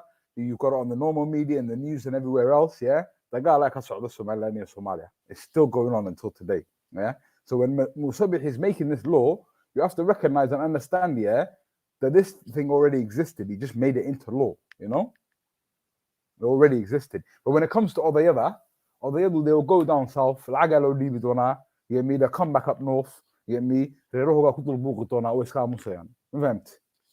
why nabata wax kastaba ka qaalisan, and that's why those people who are Somalilanders, the one thing we pride ourselves the most in is nabadan haysananaku Ilaahay na aqoonsaday. Ilaahay recognizes us, and it's Ilaahay that's keeping the peace. So Musabih I'm pretty sure I understand why he made the law there. It makes sense. It makes perfect sense, But odayada ma xidaya man, waxa qaligalaba maahan odayaal xidha man, Inuu diido inay wadanka dib ugu soo laabtaan, fair enough, He might stop them at the border, But to actually arrest them and put them into prison, maybe under house arrest, at the worst, house arrest maybe. AB, I think that's a question for you. One of the sisters laid out. When I explained that, when you said enemies. I think she misunderstood. How can you see your people as enemy? I didn't say I see the people as an enemy. I said the Somali government and the Somaliland government. Government. I know. That's why I wanted to say that earlier to you. Yeah, because that can is my stand. You get me? When I see my Hawiya brothers on road, bruv, you get me? We're good. Get it? That can is my stand. That can is my na'ba. لكن دولة هنا أي دباتو كده حيسا. فهمت? There's problems between our governments. So you can't say that like no Somali is my enemy unless he chooses to be my enemy. Do you get it? I think she said it is un-Islamic law, and you are saying, what's that? That's a whole nother debate for another day, I think. Law, and you are saying Allah supports you. It's not what I'm saying, Walalo. If you wanna act like you've got selective hearing and rephrase my words in your mind, that's of your choice, Walalo. But it's not what I said, Wallahi. Like, and I don't mean to be sarcastic or offensive in my tone, but I feel I need to be in order to get through to you, Walalo, because I don't know, maybe you're triggered by Somaliland and the fact that we're divided and that. Do you know what I mean? Yeah. So I'd say join the conversation. Come online, Walalo, join the conversation with us, you know? Let's get to the bottom of it, Walla. Yeah, nah. Let's get to the bottom of it. You give me, that would be an interesting point. But because I personally want to see all Somalis do good. I want to see them rise and go to the top and the pinnacle of this planet, inshallah. I think we just have to accept. I think we have to accept something. There has to be a new type of governance, and I think a lot of people don't want to accept it. You get me? That's the only way I have to see it, because think about it. Yeah, I don't think no way ever we're gonna see our flags get down in other ones, and I think that's about it. Yeah. What do you mean we have to see? What What do you mean we have to see a new form of government? What do you mean by that? I mean, to be honest, like, I'll be honest, like, how can we, like, okay, Somaliland right now, it exists, whether you like it or not, whether people like it or not, yeah? How is, so there needs to be a greater, like, for me, I'd say, like, if a thing where I'll be like a united Somali nations or pillar now has to be adopted, an idea to say, okay, cool. Instead of causing bloodshed and say, okay, let's rephrase the thing, let's map it up, let's look at it differently. Does that make sense, Bashir? Okay. That's what I presume. Oh, yeah, but because look, I'm a separatist, you're a unifist, right? Not necessarily. I'll tell you what I mean by that. Okay, because the territories of Somaliland, it's just not everybody there is separatist. You get me? Reer Tubahante, Reer Wasangeli in Sol and Sanaa and Ain, they don't want to become part of Somaliland. They're more unionist. Okay, they believe in Somalia and they would rather be in another federal state of Somalia. You know, they to themselves don't want to become part of Puntland. No, it is true. It is true, bro. If it was true, bro, Somaliland wouldn't exist today. Bigger brother Sam. I said, bro, if it was true, Somaliland would not exist today. Because what you've just mentioned there is you've mentioned maybe 35 to 45% of the population. Do you understand? And 35 to 45 of the population, what how can it exist without it? The 2001 independence, the vote in Seoul and Sanaa was so minuscule. About maybe 15,000 people voted in Seoul and around maybe 20,000 in Sanaa. Majority. What about the elections this time round? What about them? I'm asking you there. You seem to know the statistics. What about the elections this time round? Seoul and Sanaa, Listen, I'm talking about the independence when they asked for independence in 2001. When they said 90% voted for yes and 3% no. Majority of the ballots, majority of the voting booths, all of them were in the populated cities of Berbera, Hargeisa, and Borough. The regions of Seoul and Sanaa, a lot of them were against it, and many of them did not even vote because they did not recognize the legitimacy of such a vote. You get me? So a lot of this belief that Somaliland, everybody there wants to become part of an independent country, it's not true. A lot of people don't want it. That's why it's so difficult for this issue to be resolved. That's why half of Sanaa is part of Puntland. Woodhole is controlled by Puntland. A quarter, of Seoul is controlled by Puntland, and Las Anod is controlled by Somaliland. They captured it in 2007. Because Puntland was distracted. So when you look at this, the people that live there, not everybody is a separatist. A lot of them don't want to become part of Somaliland. So what are you going to do? You're going to force them to become part of Somaliland? So if you tell me I don't want to be part of Somalia, I want my right to self-determination. Okay, but now you want to bring people into your country. All right. Okay. Do we listen? If you want another referendum, bro, yeah. Now, if that referendum turns out that the majority of the people that live within the borderlines of Somaliland want Somaliland, are you going to shut up then? Or are you going to ask for another referendum? We'll keep asking. People of the Tobahante and the Wasangeli who live in Sol and Sanaa, do you want to become part of Somaliland or Somalia? And they say, Sol and Sanaa, bro, it ain't just those two tribes that live there. You know how everyone said they're going to have a chat as well, isn't it? Those are the historical lands, bro. So yeah, the fact that those are the historical lands. Bro, we're not talking about history. We're talking about reality today. Yeah. But When we you say have to Sol take that Sanag, into yeah. account because the Somaliland is based. One so second. listen, Somaliland is based on historical map of British Somaliland. That's what it's based on. So when you say we're not going to take that into account, Right. the historical maps, then we don't take Somaliland into account because the whole region is based on that. So we have to take into account, say, okay, the Sol and Sanaa is the historical lands of the Bahante and Wesengeli. Okay. If Okay. people Okay. go So to the part of Somaliland, look. then we can respect that. But if they Is don't, there anything legal, legally binding to say that this territory belongs to this person, this territory belongs to this? No, innit? Because every day people sell their plots of land, whether it's Marodi Cheh, whether it's in Togder, whether it's in Sol Sanag, anywhere, yeah, people sell their lands day in, day out. People move forward and they go different directions, right? So diversification of this place today, bro, is not just those people that live in that area. Can you at least agree with me on that? that might be true, but we're talking about historical maps and the whether there is a right to self-determination. You're getting You say stuck. that Listen, you're getting stuck. You're getting stuck on certain places there. No. Listen, you do know that you cannot become part of Somaliland citizenship if you were not part of those territories before like May 1960.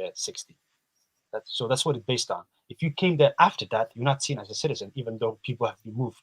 So the argument that you're making doesn't make sense. That's why I'm saying if you're going to look at historical maps and we're going to use that as a way for one of the independence arguments, then we say Sol and Sanaa is the Bahante territories. It has always been part of that. They are Hatti. And then if the people that the Bahante is there and the Wasangeli, they say, okay, we want to become part of Somaliland, then we can respect that. Okay? But if they don't, then they become part of Somaliland. walaalo sheekadayna isku qasbina dhegeyso yeah hadday dhulbahanta iyo warsangeli maanta Somaliland diidnaayeen yeah oo kasoo horjeedeen as a macarad as a majority bruv yeah do you think Somaliland would exist today? Well, simple they as that, don't even simple as that. Don't even control all of that. And also, when they declared independence, bro, we do know that the SNM abducted a lot of the elders there, and they forced them to sign the Independence Declaration. So I'm not sure why you bring more speculation. More No, speculation, that's man. true, And man. I knew, Man, 2 TPL officers were which, present there. bro, we're trying to move forward in life, yeah. And you want to taariikh doonaysa inaan ka sheekay sidii cuqdad. Horta cuqdad iyo waxaas oo iska soo biya. Su'aashu Khalid ku weydiiyey. The question Khalid asked you, yeah, was how do we as Somalis move forward, bro? My guy. I believe in the self-determination of people. If the Isaac say we don't want to be part of Somalia because we've been wrong. Why you gotta make listen? You hooked up on tribe cut. If the Isaac say, who cares what the Isaac say, bro? أنا أقول إسحاق أهم واحد أنا نقول واحد واحد الناس Somaliland أنا واحد الناس. Nah, listen. When we look at Somaliland, let's be honest. It's an Isaac project. Okay, the independence. It's an Isaac what? It's an Isaac project. SNM was the ones who created the independence. Bro, well, I know that you're tribalist. ما خاطر ولا you get it? You're absolutely blatantly tribalist. I mean, Somaliland what Isaac land. You basically say Somaliland is Isaac land. Listen, I can give you a letter that the people of Samaron in Auda wrote to the UN in 1995 saying, our people have been killed by the SNM. We don't want to be part of this. Do you want to pin it up? We could pin that up in there if you want. Let me get it out of my. I've got it on my. But carry on. What was the letter about? So they said, that the SNM committed atrocities in northern Somalia in which they killed non-Isaacs. And they said that if Somaliland is recognized, this letter that they wrote to the UN in 1995, they said if Somaliland is recognized, we want to form our own independent country called Auda, the Auda Republic. So this is why the issue of Somaliland is not easy, because then we have to resolve these borders. This is one of the reasons why I don't support, the balkanization of Ethiopia, because it would cause more conflict. Let me see if I got it. Right, it's opening. It's opening up. Oh yeah, I got it. Let me give it to you. So, if you want to resolve this issue, then you would have to take into account the people that also live there and who don't want to be part of Somaliland. And how are we going to make sure that they, that their native lands are not taken away into the country of Somaliland? What about their right to self-determination? So, oh yeah, I got it. Let me give it to you. Okay, did Outlaw have his own country before, did he? No, but the people that live there are not are Samaron. Okay, they were part of. They were, a region of Somalia, of the Somali Republic. All right. All right, I sent it to you, Khalid. You can see that letter. It says here, right? Let's see. In addition, the Audilian carried the brunt of the wars against the dictatorial regimes of the ex-Ethiopia. As a result of the ex-regime's troops shelled, bombed, and strafed all towns and villages in Audal. You know, and then they go on. On the top of all these calamities, the SNM, spearheading an entire division of Mengistu's troops, slaughtered 550 innocent people in Borma, Dille, and Zela on February 4th, 1991, when the SNM had occupied, with the generous assistance of these troops, and had inherited the ammunition dumps in the north of Somalia. The first step that they took was deliberate clan cleansing of non-Isah clans from their homes at Gabiley, Hargeisa, Arabsio, Erigafo, and Ainabo. To humiliate further the clans in the north, they hijacked the elders and took them first to Harar in Ethiopia in April 1991, later to Boro, where they were intimidated to sign the compulsory declaration of independence that has been co-opted directly by Mengistu Haile Mariam. So that's the letter that the elders of Auda wrote to the UN in 1995. Okay, so like to me, what that just indicates is someone who doesn't like Somaliland, who's extremely unhappy, has literally just wrote a letter and claimed that, like there's no evidence for it whatsoever. Have you got the bodies or anything like that? Denying what you saying, Avi? There's no anecdotal whatever. That's just if I could just write a letter and say, "See, I did that." Is that what you're? Bro. Is that your That's notion? Is that where you're coming from? I'm not sure, but is that what you're saying? Go ahead, brother King. Yeah, basically, what I'm saying is, sorry, go on. No, go ahead. Go ahead.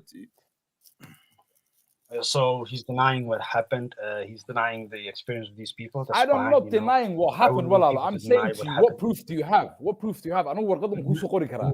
1991 wixii dhacay walaalo, warqadan ku soo qori kara. Does that mean that letter is factual and truthful?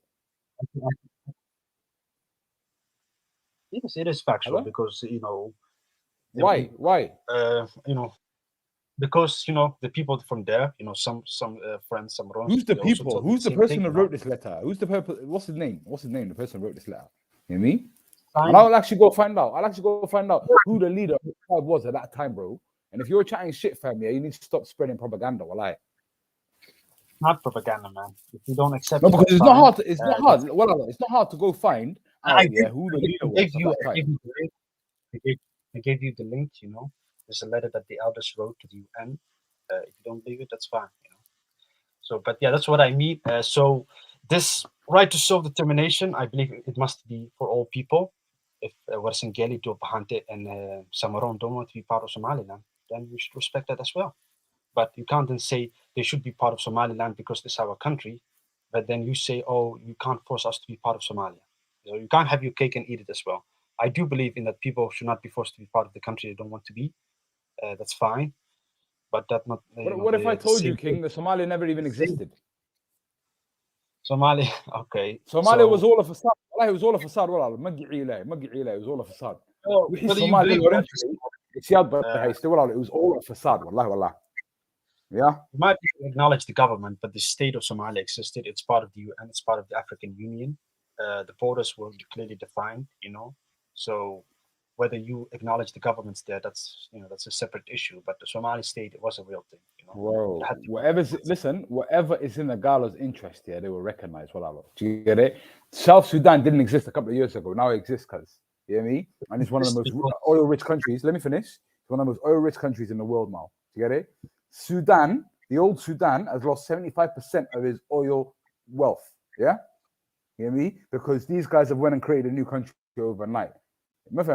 And they plan to do stuff like this. Reason being is because of how they cut the borders back in the day, back in the 18th century, 19th century, how they planned this. They planned for wars to happen again and again and again, so these people don't go forward. Yeah. So as Somalis, we really need to wake up, while you're there still stuck on tribalism and that, that they used to divide and conquer you. Yeah. Do you know what I mean? It's like we can't get anywhere, cuz we cannot get anywhere if we're still stuck on tribalism.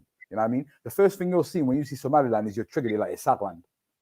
Have you ever been there, may I ask? No, I've not been there. I might go next summer. Hargeisa. Please, walaalo, please. Don't even just go Hargeysa. Travel around, my brother. Meeshan aad sheegay sida leedahay boorama maxay bachubacha. Listen. Bachubachadan aad guraysid walaalo. Bachubachadan aad guraysid yaa dadka soo weydii. I think you triggered I me. tell you what you do. Do a survey. Do a survey as well, guys. Do a survey. You get me? Do a survey and ask people questions like, boom, are you for it or against it? You know? Listen, this issue can be resolved, diplomatically when we give people the right to self-determination and ask them which part of the country do you want to be, or do you want to become your own independent country? Because I don't believe in forceful reunification. I don't want to see innocent people dying. I don't want another war. It's the last thing that we need right now. There will be another war. People are dying now. There's a war going on now, guys. Nah, there won't be. There won't be. Yeah, people are dying now. No, there is a war right now, Walalo. Right now, people are dying in Somalia and in Somaliland, yeah, because of the economical situation, yeah. Because of the economical situation, Walalo, there are people dying. And governments are playing politics with that shit. For Macho, certain times when he wants to, he holds back funds. You get it? I'm not sure about that. That's just allegation that they make against them. From Majo's the villain of everybody. No, that's reality. That's reality. Ana kitab kugu dharan karo indhaha igu soo arkay walaalo. You me? Because I actually did a football tournament in Bristol, yeah, in order to raise money for those people that were affected by the drought that I went and saw. I went and saw those people that were affected by the drought. Lacagtii meeday Soomaali weyn aan loogu soo dhiibay. Ma fahamtid? Indhaha igan walaal ku soo arkay ku dhaaran karaa. Wallahi ku dhaaran karaa. Are you talking about the drought that's happening in the Ghetto region and Jubaland right now? No, not right now. The one that was happening in Wogoyi, bruv, in 2017. I'm referring to, yeah. So people were dying, yeah, and the so-called Somali leader Farmacho was happy to watch that happen, Where specifically was it happening? In the Wogoyi, Mahad Wogoyi Gamana Kalagaran wala. 30 kilometers from Hargeisa, the drought begins. Does that make sense? Okay. So suppose the Farmacho sent money. You think the leadership there would accept it? What do you mean accept it? What choice would they have if it goes into their central bank accounts, bro? No. They would not accept it because that would, hurt their pride because they don't want to be seen as accepting handouts. Do you think they haven't? Listen, no, because look, do you think they haven't done it before? That they haven't accepted it before? Because you enter, marka lacagta Soomaaliya soo siinaysa aidka soo siinaysa walaalaya, Somaliland qaybteedii waa loo soo dhiibaa Soomaaliya. Sama dogtay? Yeah, I know that. But suppose I'm talking about saying I'm gonna save these people, I'm gonna give you this money, they're not gonna accept that. They're gonna see that as him infringing upon their sovereignty, and they're gonna refuse. Right? Come on, man. Let's be honest. This is politics. They're not just gonna ideally accept that. The reality is, fam, they have to accept it, and they would accept it, and they have previously accepted it. So, what makes you think they wouldn't have accepted it at that time when the situation was critical? There's a difference between allocating to all the states, all the federal states that the Somali Republic recognizes their funds, then... Okay, the Somaliland funds, yeah? Somaliland funds have been withheld. Simple as that.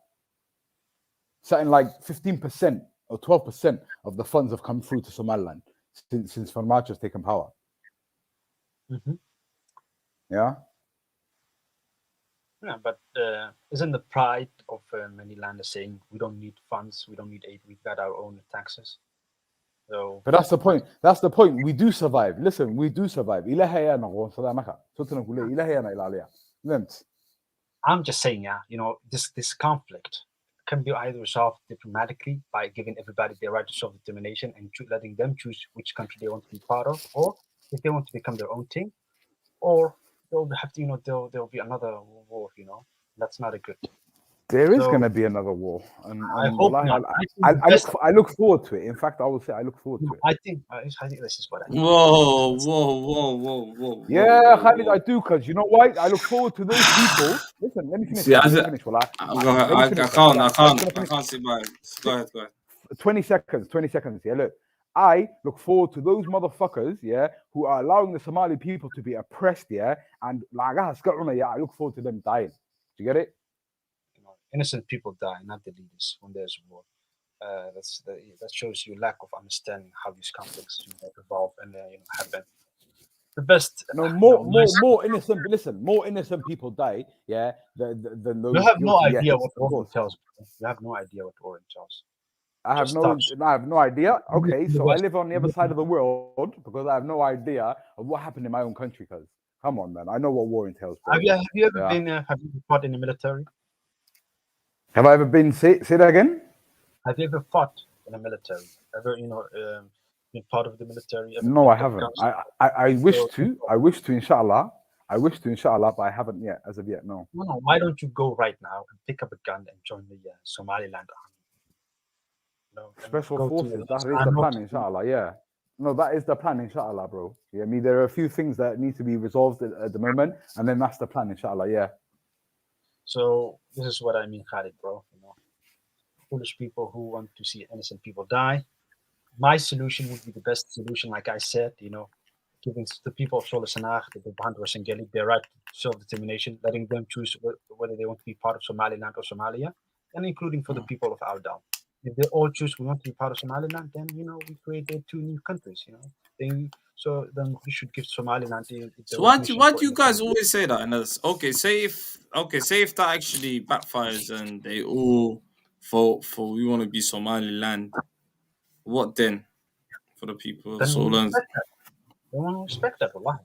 Then you let them be. Then the people should have the right to self-determination, and they should be for their own thing. You should declare the green head for Somaliland to be recognized. If that happens, that's the best solution. Otherwise, it's war, bro.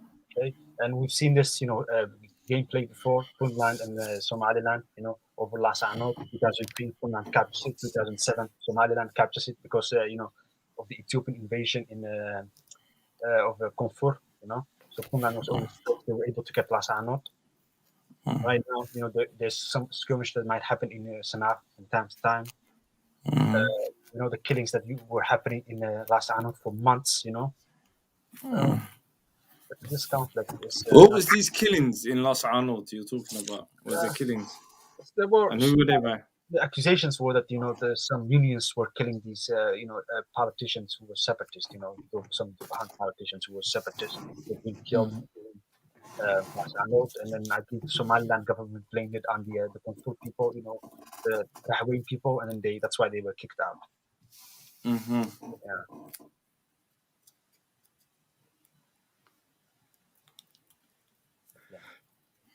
I hear you, but this is what I'm saying, man. This is what I'm saying. So, for me, the irony is, we are. What can I say? The problem is we're doing Qabil-based governments. That's just horrendous. This is what I'm saying. Because I feel like this is where the angles are always with the Somalida. This is the thing. We're mixing tribalism and governance, which is dangerous. And I think this is our stumbling block. So how do people come away? How do we get rid of this? Everyone's screaming out unity, but I think unity is just a word, isn't it? It is.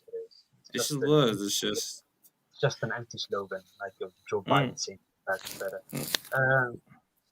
It's 1,000 years of history, bro. Okay, Somalia being united has never been a thing. Okay, it's always war. This is what I'm saying. Somalia has never, if we really deep, it won for 30 years, and that was some Adan, rare nationalism sort of. They lumped us together, without not realizing for years we had our own governances, we had our own sultanates, we had our own ways. One second, Khalid. The formation of Somalia was actually not that dumb, people. British Somaliland got its independence in May 18, 1960. So Italian Somaliland got its independence in July, in the first, and they came together and formed the country of Somalia.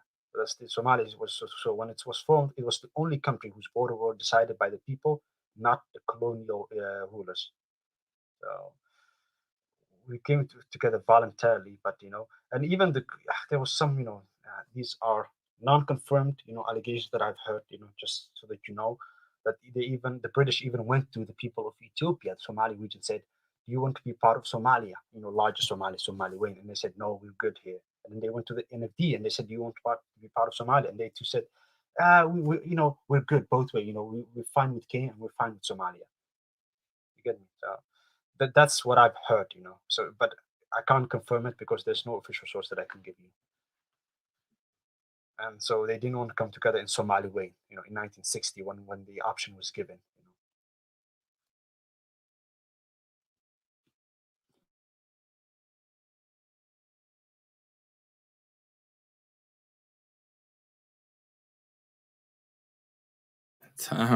There's people in the comment section. What about the So there were disagreements in the comment section there.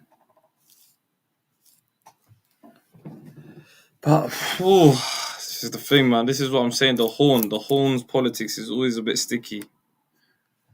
The politics in the Horn. Well, TPLF has been the cause of all these troubles. So if these bastards are defeated, you know, things will be much more stabilized. The TPLF. Yeah, they were the ones who created this ethnic federalism in Ethiopia and clan federalism in Somalia. Because, you know, they believed, okay, we're going to suck everything out of this country called Ethiopia. And when the time comes, you know, we're going to form our own little thing, you know. That's why they had the clause in it saying that the regions could have the, you know, an independence vote, you know. They gave that procedure. They allowed that to happen. Yeah, and they did control Somalia and including Somaliland for a long time, you know. I can send you pictures of Somaliland officers, you know, welcoming the highly Minister Nawi, you know. Then I can send you, you know, there were reports of, you know, the Ethiopian general slapping Ahmed Yusuf, the late president of Somalia, in his face saying, "I'm going to kill you," you know. These bastards have been the trouble causes of the Horn and in East Africa for a long time.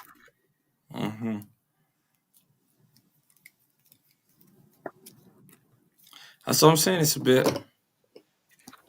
mad. I'm not gonna lie to you, man. For me, the Ethiopian situation. Sorry to interrupt you, Khalid. The Ethiopian situation, yeah, and the balkanization of it. Who does it suit the most? That's the question we need to be asking. Who benefits from that the most? The balkanization of Ethiopia. Who benefits from that the most? I think probably the Tigrayans, I think, really. If you really deep it, I don't know. I think that they live in mountainous area. They don't have any connection to the sea. Okay, they live next to South Ethiopia, South Sudan. I mean, so it's not the best thing for them. The best thing would be for the Oromos because they have all the good farmlands. The coffee is where it comes from. The khat, you know. It's the best for the Oromos, but it's also good for the Somali region. You know, I think someone mentioned the Nile dam project that was being built in Ethiopia and Egypt being against it. Well, they can do the same thing to the Juba and the Shabelle because those ones start in Ethiopia, and if they build a dam, they will dry up quickly, and then you won't have access to clean water anymore. What do you think what Beautiful World said? Sister Beautiful World, she said, everyone but Amharic. Yeah, because they were Ethiopia has been an Amhara, you know, empire for the last 1,000 years. Menelik II, Haile Selassie, these guys brutalized anyone that was not Amhara. You know, the national language is Amhar, the culture is Amhar. So this whole Ethiopian nationalism is only promoted by Amhars. Sorry to interrupt, lads. I'm just doing a Google search here. I'm gonna come back. You guys, do you wanna carry on? I'm gonna give you 2 minutes. Yeah. Okay. Yeah, sure. Yeah. All right. So I just did a Google search, yeah, and I was looking at the richest countries in Africa, 2021, and number 2 is Egypt, yeah, and then you've got number 6. Interesting, very interesting. Number 6 and number 7. Number 6 is Kenya. Number 7 is Ethiopia. Yeah. So if Ethiopia, and it was stated in one video I was watching recently, I think it might have been an Al Jazeera documentary, that if Ethiopia had electrified this whole country as it would have done in the car, yeah, with this dam, they would quickly rise to be a superpower, you know? So obviously Kenya's in number 6, yeah, automatically Kenya and Ethiopia, and what, that's 7 plus 6, so that's 13 billion is the difference in their GDP, you know? So for me, the biggest benefactor of Ethiopia separating like that there's a few people. There's obviously Egypt, and then there's Sudan. You can't say is a benefactor because Sudan's going to have to handle the refugees, you know. But Kenya is the major benefactor, I would say. Why? Because obviously it's not going to get caught up in terms of its GDP. It's still going to keep its position. It wants to take that Somali territory of Farmato, and you know the Farmato's government's been supported by Abiy Ahmed and the Ethiopian government in the last few years. You know, so the biggest indicator for me would be Kenya. Kenya is involved in this somehow, some way. I'm not sure about that. You know, I think Ethiopia becoming an economic power would be a good thing for everybody because then you can do more trade with them. Egypt and Sudan, I understand because of the Nile. You know, they need that access to water. 70% of the population of Egypt lives across the, you know, along the Nile River. And they're building a new capital city. Okay. So but Kenya, why would they be against that? You know, if Ethiopia is economically prosperous, that means more trade opportunities for them. That doesn't make sense.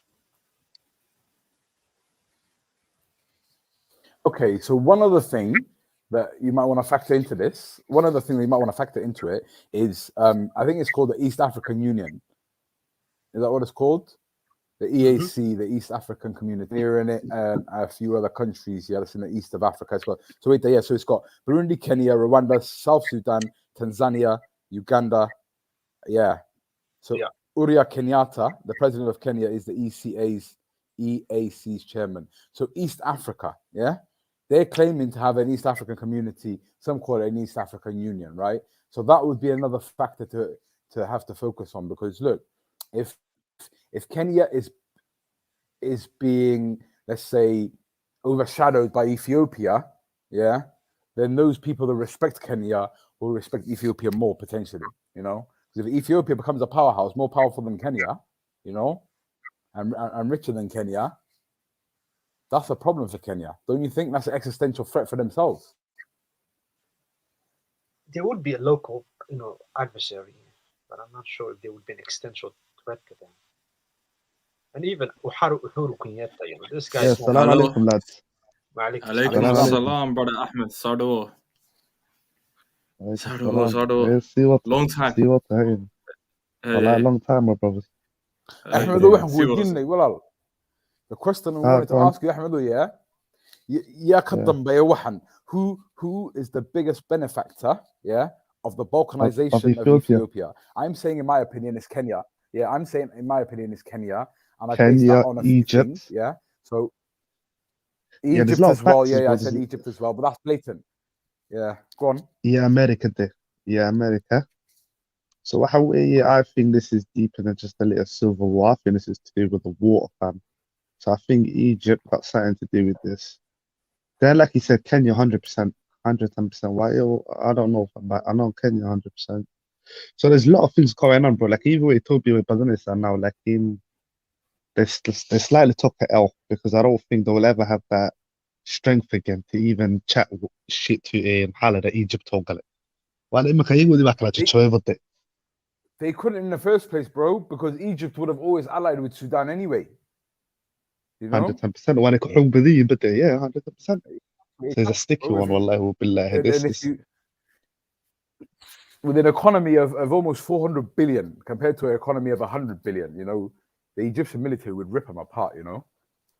Yeah, once you say what Egypt was the second richest in Africa, and the strongest military as well, you know.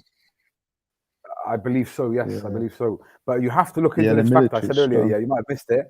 Kenya is number 6 in terms of the richest, and Ethiopia is number 7.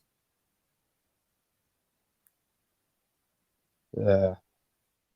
As soon as that dam goes on, all that electricity, you know, Ethiopia becomes rich overnight. Exactly.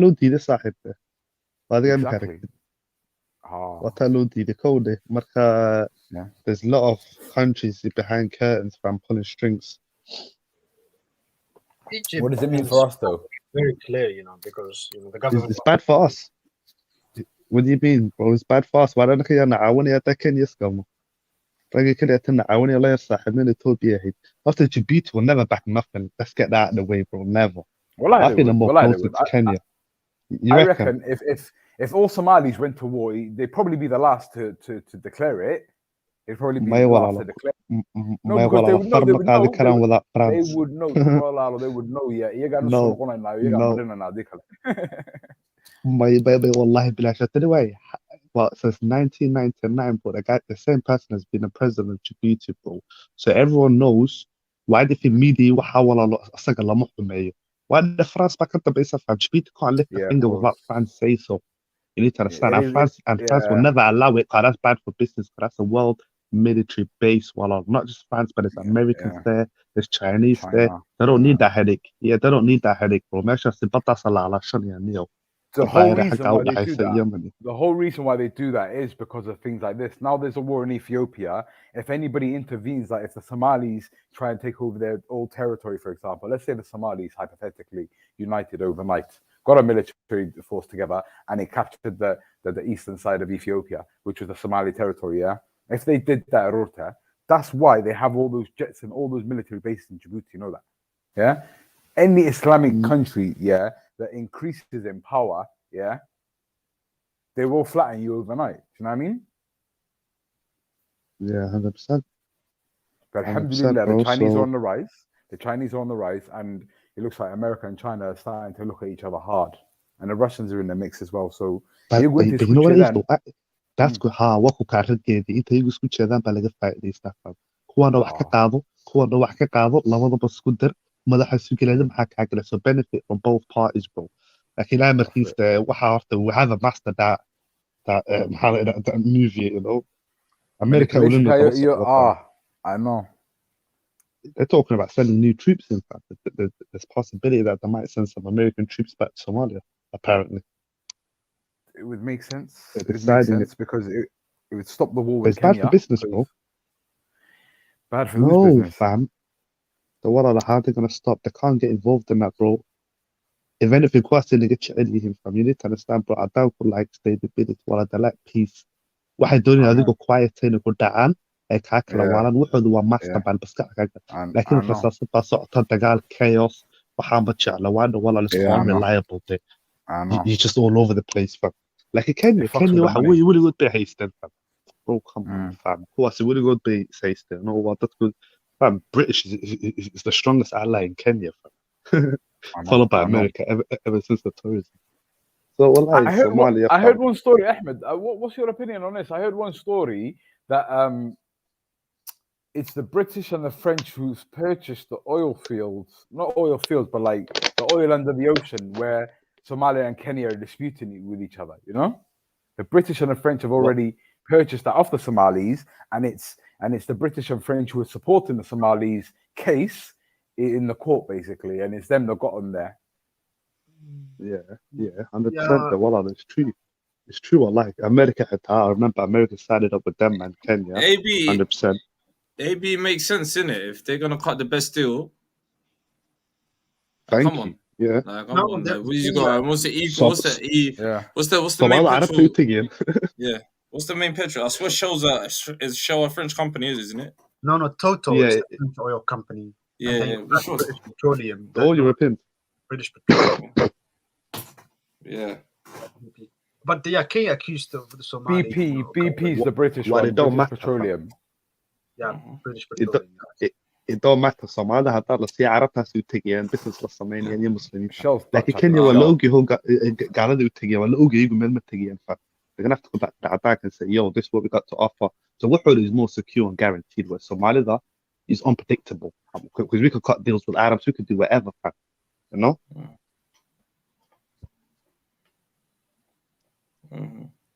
I don't know. I think it's to do with the future as well. Because look, I don't even think this oil. I don't think anybody wants to actually take it out. Nobody wants to extract it because the world's going in a different way. I think they just want to stop us from taking it out, so we don't progress and get to the levels that they're at the moment. You know, it's like see when it's funny, but then again, do you think oil? Like someone was telling me, if they don't really extract it sooner or later, it's gonna be obsolete soon. All this because the it is going obsolete.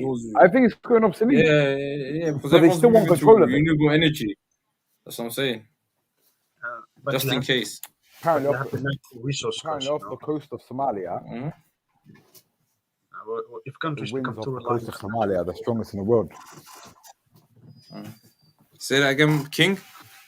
you have this economic term called the natural resource curse, where countries who are reliant on specifically natural resources like oil, gas, they don't develop very well because the industries that are used in these things, they are very much capital intensive, and they don't require a lot of technical skills. For example, you drill in oil, okay, then you get these foreign companies to drill it for you. The government goes into the hands of a few people, all right? But the rest of the population is not technically educated. It's not the industry that widens out into the entire economy. That where you can create sub economies from it. So it's not a good thing. You don't become rich with the natural resource. You become rich from industry and building commerce and and growing that in your country. China did not become rich by getting oil. um, we now see with the Gulf states, they're running out of money. By 2030 they'll have enormous amount of debt, because why? They did not develop the economies beyond oil, and they don't have a lot of they did not use the money to educate their population, to build industries, nothing. No, they used it to build fancy buildings, and by 2030 they'll have a lot of deficits, and the oil will run out. It's not a good thing, man. I hope they don't tap the oil. I think the best thing that they can do is focus on clean energy. Solar and wind are the best thing that you can do. Forget the oil, man. The oil is not a way out of poverty, man. It will look at Nigeria. It has entrapped that country more into poverty than it has helped it get out of poverty. I'm telling you, man. Oil is a curse. It will incentivize corrupt leadership to get rich out of it and loot the money from the public.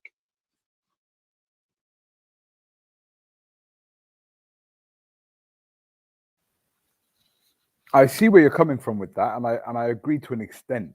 But I would say to myself, in my mind, yeah, as long as it's pulled out in a halal way and it's done in a halal process, meaning that nobody's being ripped off, no lands are being taken over, nobody's being violated, nobody's lives are being put at risk. As long as it's done in a halal way, baraka kuchista, I would say, yeah. But yeah, like there's corruption going on everywhere else with regards to the oil, so I can't see it not happening with the Somalis as well.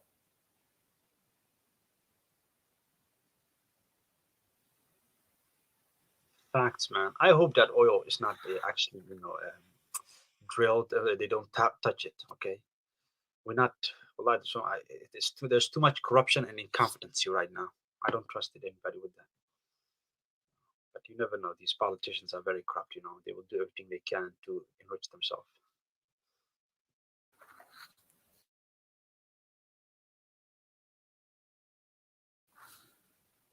I agree. And wallahi, the one way forward that I could see, other than in the dua, which we'll all do anyway, and I'm sure we all do anyway, inshallah.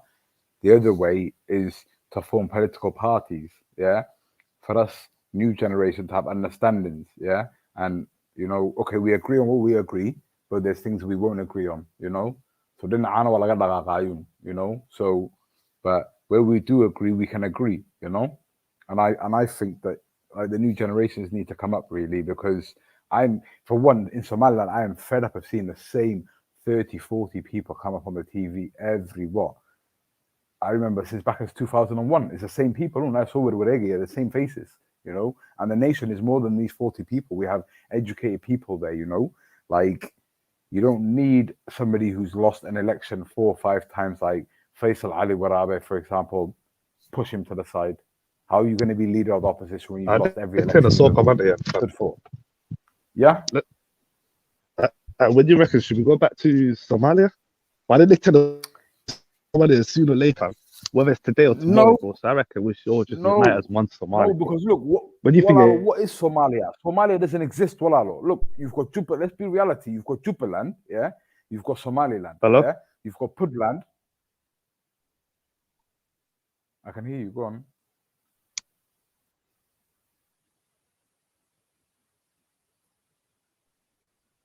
Hello, Ahmed. You there? My signal. Oh, my signal went a bit mad. Yeah, go on. Sorry, see what's here. Okay, so yeah, we don't have a Somalia. Somalia doesn't exist. It's just a fantasy in people's minds, wallahi. Because look, there's Djibouti, yeah? They speak French. Come on, man. You know what I mean? Somalia, yeah? Then you've got Somaliland, yeah? Separate it's a separate country, yeah? Then you've got Puntland who wants to follow suit. Jubaland, yeah? You've got the old Somali territories, why I say, what's left over from it. And then you've got Ogaden, Masakinta, yeah? So you don't have a Somalia. Somali will meet you right.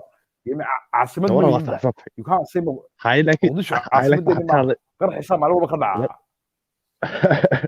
hayırtı iibsanayo war sooner or later whether it's today or tomorrow adigu maanta una eegin adigu qofkaa kursi baa la fadhiisanaya somebody's gonna sit down and somebody's gonna call the shots like that person is not gonna be a sad so waxa weeye you either volunteer because what are imika diyaarada soo iibsaday ilaahay baan u jecel marka waxa weeye it's better to unite right now bro there is no independence you know that AB I don't think you diyaarado soo understand iibsaday diyaarado soo iibsaday Mogadishu Turkey ma kuwii Turkishkii waxaan ahayn. Bro, look, here's what happens, bro. This is how it works, fam. And I've looked into this situation as well. You've got forces, Somali forces that have been trained by the Turkish, yeah? That is to defend the motherland within itself. So if anybody attacks Somalia, boom, these people would defend it, right? So these are not attack forces, they're defensive forces, yeah? And these planes, yeah, they were flying in Somali airspace one point, yeah? They were flying around, yeah? Kenya, Allah saw the you enter. Yo, what's going on? Somalia's got fighter jets, blood. You get me? Turkey, that's how the show to what you saying is my jets. Can't know that shit there. Does that make sense? Turkey's in control of these jets. It's not Somalis who are controlling these jets. Do you understand? Turkey's not gonna start bombing Somalia, bro. Bro, what do you mean they bought it? They don't have a government to buy it, walalo. Yeah, Lord Dibe wahani walalo. No, they don't have somebody who leads the military. There is no system in place where the military is led. Where, bro, there's an arms embargo in Somalia. Walalo, man. That's why the planes are being run by the Turkish. Yeah, but I thought Qatar bought it for them on their behalf. Qatar also also purchased it. Like it either way, fam. Either way, it's one of Somali some harness there with the next Lord knows fam. Shit, whether who's the better that individual back to the better. So what I'm saying to you is, elections happening. So, like, look, what we want to do is minimize that. What we want to do is minimize the death of Somalis, right? Do we agree on that? Yeah. How do we minimize the death of Somalis and how do we all live in peace and prosperity? That's what we want in it. Yeah. Peace, dialogue, prosperity, and somaha. You mean dialogue? No dialogue. Wow. That's kakale. We were looking at overall goals. Yeah. Peace, prosperity. Yeah. And what's the other one? Oh, peace, prosperity, and anyway. The point I was trying to get to, bro, is look, yeah, you've got what you've got today, yeah. In order for Jubaland not to exist, yeah, for that flag to go down, sustainability, and sustainability, yeah. So look, if the flag of Jubaland today, yeah, in order for that flag to be put down, how many Somalis have to die? Hisabi, okay. In order for that ONLF flag, yeah, of Ogaden to go down, yeah, how many Somalis have to die? Hisabi, yeah. Same for Puntland and same for Somaliland and same for Djibouti, yeah. So do you see where I'm coming from? You're right. It's gonna take a lot of Somali blood. It's a domino effect. And it's domino effect. And this idea of we need unity, it was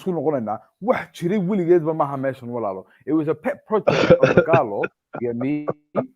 It was a pet project of the Galo, and they fucking ruined us, because at the north they taught us English, yeah. They taught us English and they educated us, yeah. In the south they oppressed them, and they taught them Italian. Do you get it? Yeah. And then they said, okay, cool, let's put these people together. We'll give the eastern part to Ethiopia to control, and we'll give the further southern regions to Kenya.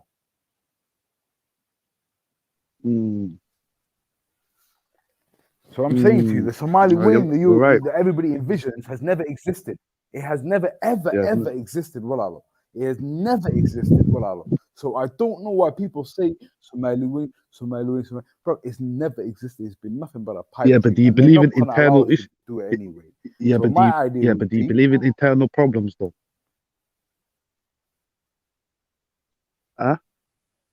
Created by internal third issues. parties, yeah. If you created What by third third party, parties, bro? yeah. If you sat, Internationally, bro, if you sat internationally, if everybody you down, recognize as yeah, Somalia, well, if bro, you listen, recognize as one, shit, if you recognize as one, what this ain't Taiwan, bro. go on. This ain't Taiwan, well, or waxa laga rabo. 'Cause them man make Say chips. what? So I understand. Somaliland's not like Taiwan or kale walaalo waa la dhiibay oran waxa la dhigay part of Somalia one. Idinku isfahma leyn. So maaha. Idinku isfahma. So okay, the point I'm getting at is, bro. Bro, do you want to Somalia know is the one. truth? Do you want to know the truth? Bro, they don't What? want you. Bro, they don't want. Listen, they do not. Bro, Who? Who don't want who? bro, your enemies do not want you to unite because if you unite, you have the biggest coastline in Africa. Hold on, let me finish. Yeah, if Somalia and Somaliland unite and all the Somalis unite, yeah, together they have the biggest coastline in Africa. Yeah, yeah, a Muslim, the largest Muslim navy to exist. Egyptians كانوا يقولون استوى الصومال وقولنا ولا عقلين استعماله ولا wake the fuck up. They don't want you to unite ولا they do not want you to unite because they know it's not in their interest fam. You know who هذي الصومال unite كريان مالك استبوا يلقي لهين ولا رورتي يتوب يلقي لهين كينيا ولا عشان يا you get it? Yeah, divide and conquer. Huh. Exactly. So reality is my philosophy is, bro, yeah, let's recognize and respect each other. All right, then cool. Because I know what حديثنا كده that hostility وبعدين وديتسني. That's it. And that's family. Bro, there is no need. Listen, there is no need for hostilities because why? Look, we have an open border policy. Yeah. Meanwhile, Somaliland, Puntland. Okay, but the borders are open, bro. There would be trains running. Listen, there would be trains running from the north in Somaliland. Let me finish. Listen, there'll be trains running from the north in Somaliland all the way down to the bottom in Kismayo, Jubaland. My friends, yeah. If you have that idea, sida u fikirtiin walaalayaa, and one part marka dambe xaga saran sharci samaysanayna cadeen doonayno, yeah. Somali unity hadda la doonayo, Somali unity of nations at the top, just like these Europeans and whatnot, but everybody still has their independent nations. Does that make sense? That's a wonderful thinking, wallah. How? Why would you adopt that, Ahmed? Bro, I agree with you. That the last lyrics that you dropped, wallah, all make sense. Why not? Then everybody's happy. Adopt that philosophy. Well, I adopt that philosophy. Well, because that's the only way forward. Kilo said I agree with one you. currency and something now. Tell him jump on Key. Yeah. Jump on Kilo. How? Okay, if you agree with me, Ahmed, how can we get this done? Certain people don't, but then again, certain people don't want to sit on the table and do that. This is the thing. This is why I say you just gotta do your own thing. You just gotta do your own thing. Just keep up. Just because that's your idea doesn't mean that's everyone's idea, but especially the older generation. Well, man, I don't know, fam. I'm not going to like it's down to whoever's sitting on the table, bro. Why can't you be at the table? Why can't I be at the table? That time, we will support you. I'll vote for you. I'm going to go my head. You would vote for me, Kulaha. You're a cheat. I rate you. I'm glad that I converted you. But listen, bro, yeah? How is this possible? How is this possible? Like, bro, we need the blueprints. Look, it's older generation. What part of Somalia are you from, bro? What are we demanding? Odayadu way dhimanayaan sii socdaan walaal. Odayadu way dhimanayaan dying out, bro. Waxba kama hadhin odayadan. Way sii socdaan walaal. Bukuurada la sitaa. Waqtigu cararaya. Ilaahay og. Waqtigu cararaya. Horeyn doono. Waqtigu cararaya ma ku yari. BK caawa dhageysto waqtigu cararaya taabeen maaha. Laakiin anyways, fam, so we try to say wait our turn, yeah? That's the only way. They odayaasha laguma dhigi karaan daga durka. Right now, why don't we see? Listen, right now, why don't we see Qail now? In terms, listen, hypothetically, why don't we see Qail now? Yeah, I would like to see on Somali speakers, more Somalis coming on this show, trying to figure out how we bring stability to our region, you know? Because instead of us chatting shit and saying, we want this big Somali unity, what does that look like? You know what I mean? Because look, that's a pipe dream. Your enemies and your friends will not allow you to do this, So what makes you think you can do this? They're always going to constantly work against you, you know? What do you think about this comment here? The United Nations of Somalis. Here. What? It's Professor funny Demir. how. So, okay, it's funny how the Somalis like to blame the Hamas for destruction in Somalia. We're not doing that right now, It's bro. partially We're true. sidetracking. Yeah, but before. like, I know the shows about Ethiopia. Britain, but the question is, what would you name the United Nations of Somalia? Yeah. It's been training for 30 years. Ben Ali. The Somali Unity of Nations, the sun. Call it the sun, yeah? Somali Unity of Nations. Yeah, you have referendum on things like this. Yeah? We have one currency as well. I don't know what we'd call a currency. We have a referendum on that shit as well. Yeah? Do you know what I mean? Yo, who's that? Zero. What's going on? Hey, salam alaikum. Walaikum assalam. How you doing, brother? I'm doing good. Alhamdulillah, bro. Welcome to the conversation. Thank you. Mm-hmm. So, Zero, what do you think, Walala? What's your take on this?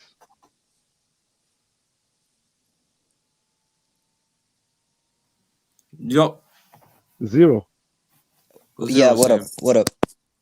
Yeah, what's your take on this, Walala? On what? What part?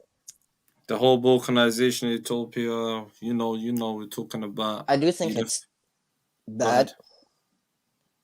Mainly because Ethiopians are way more than us, and we would have to, even though Gaden region have to like take in refugees. Same with Somalia, same with Djibouti, same with the whole region would be affected. So I think it's a bad idea. We should keep the status quo for now. Yeah, that's what I think. But the Somali issue is very simple. We copy the Arabs, GCC likes or NATO style alliance, and everyone have their own nation. That's simple.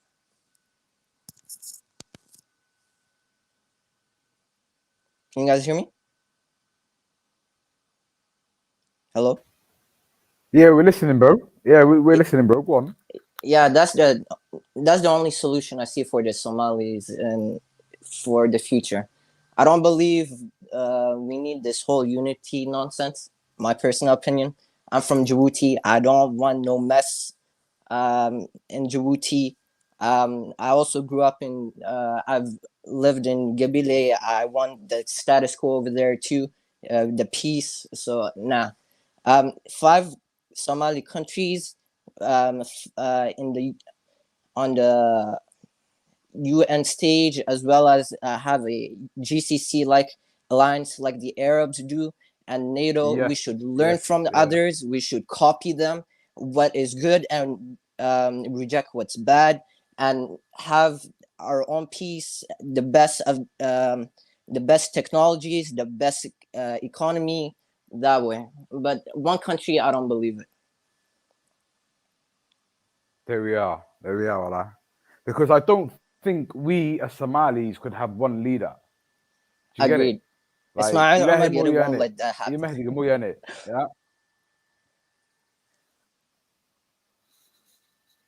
Umar, yeah, I know. But yeah, the unity of Somalis, he wouldn't let it happen because that would threaten Djibouti, you know?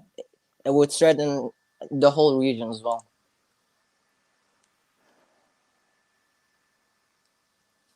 Professor, I was with you most of your comments, but when you say we can unite in terms of sports as well, football teams with guys from all 5 regions, yeah, we could have a specific team like the Lions, you know, or the great, like, what do they call them? The Great British Football Team in the Olympics and stuff like that. Yeah, we could do that. But every nation would still require its own identity. Yeah, and I would want them to keep their own identity.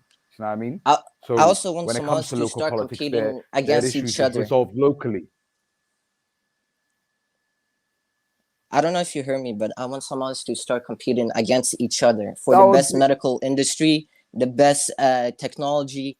I don't want this whole kumbaya, holding hands, rainbows and sunshines. No, I want competition for the best economy, for the best healthcare, for the best education.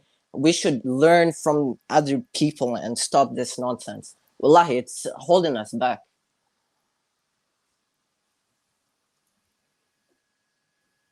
Big time, big time. So with regards to refugees, where would you say the refugees from Ethiopia are going to predominantly be, and how badly Sudan, would that affect Djibouti with a Ogaden, country of that size? Djibouti, or Somaliland, if they can come there, walk all the way there. Those three, I mean, those countries would be the possible option. Maybe Kenya, but I doubt it.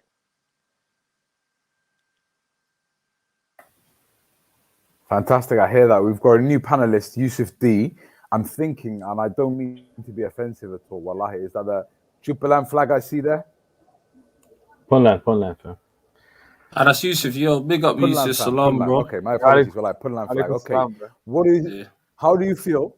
How do you feel about what I said, Yusuf, about having open borders between? So Puntland would have his own state. Somaliland would have his own state. So the old Somalia, we'd call it. You would have Ogadenia. You would have Jubaland, and then within Jubaland, I would want to see obviously the Northern Frontier District incorporated within that. So that land, this thing class is Kenya today, the Somali, I would want to see that part of Jubaland. But how would you feel about that open border policy, guy? I mean, I agree with Brother Zero as when it comes to Ethiopia and just keeping the status quo as it is. But when it comes to Somali unity, I think the whole thing is just a dream that's never gonna really take place. But I mean, when it comes to NFT, I mean, would Kenya even let that happen? How would that even work? I mean, dude, we can use them as. That would be one of the last things we do. Yeah. Wait, say that again. We can what? I think we should make Kenya as like a satellite state. If we can make it happen, they could be useful to us. You think so? I mean, no, but first, some people have to like start doing something with. Start with this unity nonsense. Yeah. I mean, you're from Djibouti. Like, if you look at Djibouti and the way it's, I mean, it's been independent for how long now? Since 1977. Yeah. I mean, they've had no issues since then, really. I mean, you've had like a few skirmishes with the Afars, but like, yeah, I know, but. Yeah, we were at peace. We actually get along with Afars. It's quite fun. We even marry with each other. But there's not a lot of Afars in Djibouti. 35% of the population. There's not much of them in Djibouti city, though. They're like on the other side. Yeah. So, I mean, look at them. I mean, they function. They function as a state. Why can't we? I mean, honestly. Yusufo, the question I wanted to ask as well, yeah, if Puntland went to war with Somaliland today, would you be ready to fight on the Puntland side? Well, it's hard to say because, like, my mom's side from the Somaliland side, my dad's side from the Puntland side. Awkward. We've got a crossbreed, my nigga. Yeah, my mom's side from Masano. You wouldn't muck on me out. My mom's side from Masano. So you've got somebody who wants to keep the peace, yeah?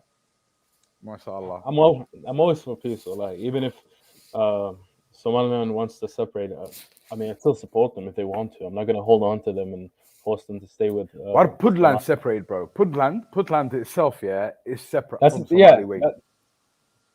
I mean, it's in. Do you recognize that, bro? Do you recognize exactly? Do you recognize and respect your own state, Markagore?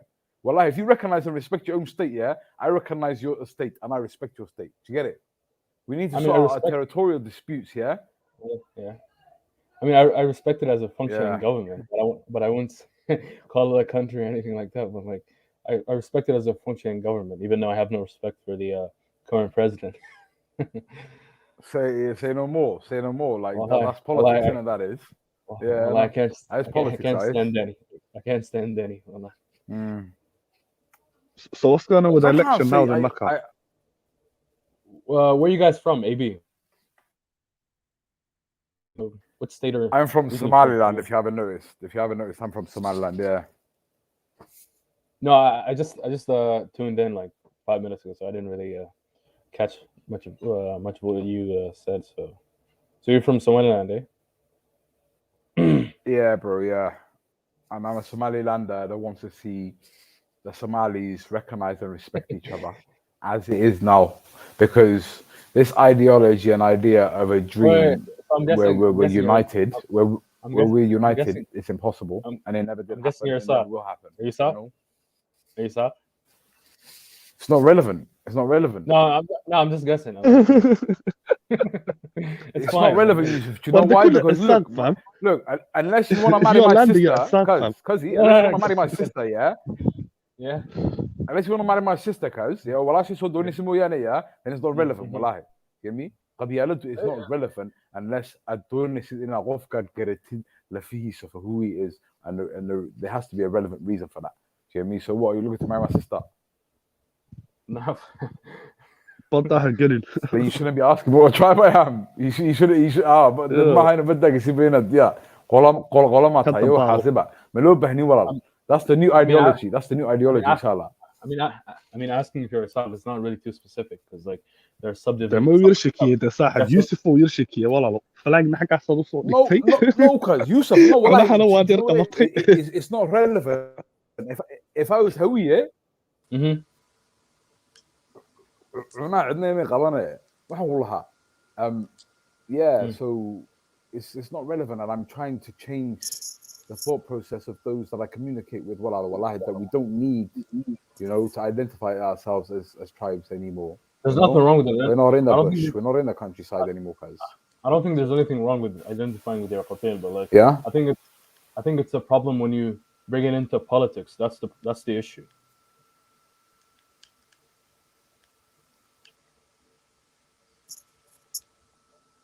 I mean, chatting about qabil is not the issue. Bringing it into politics is the problem. So, yeah, but the thing is, I think our whole political system is based on qabil. I think that's no. Yeah. What do you mean no? Did you say no? What do you mean no? And yeah, you're right, Khalid. You're right. Well, so why'd you say no? Is there like a delay? Sorry, I'm a bit behind in terms of my connection. Yeah. I'm just gonna disconnect and come. All right. So Khalid, do you believe that people, we Somalis should learn from the Arab countries and establish 5 country alliance? Yeah, and just unite underneath something different. Does that make sense? Yeah, like have our own like political system, but unite when it comes to like trade, trade, and sometimes like military. Yeah, I think I'll say military ethics as well.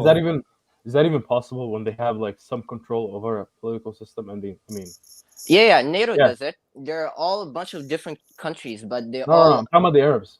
I mean, they do have some control over our political system. Yeah. The Arabs, the sanction against Qatar was an agreement between all of them. Yeah.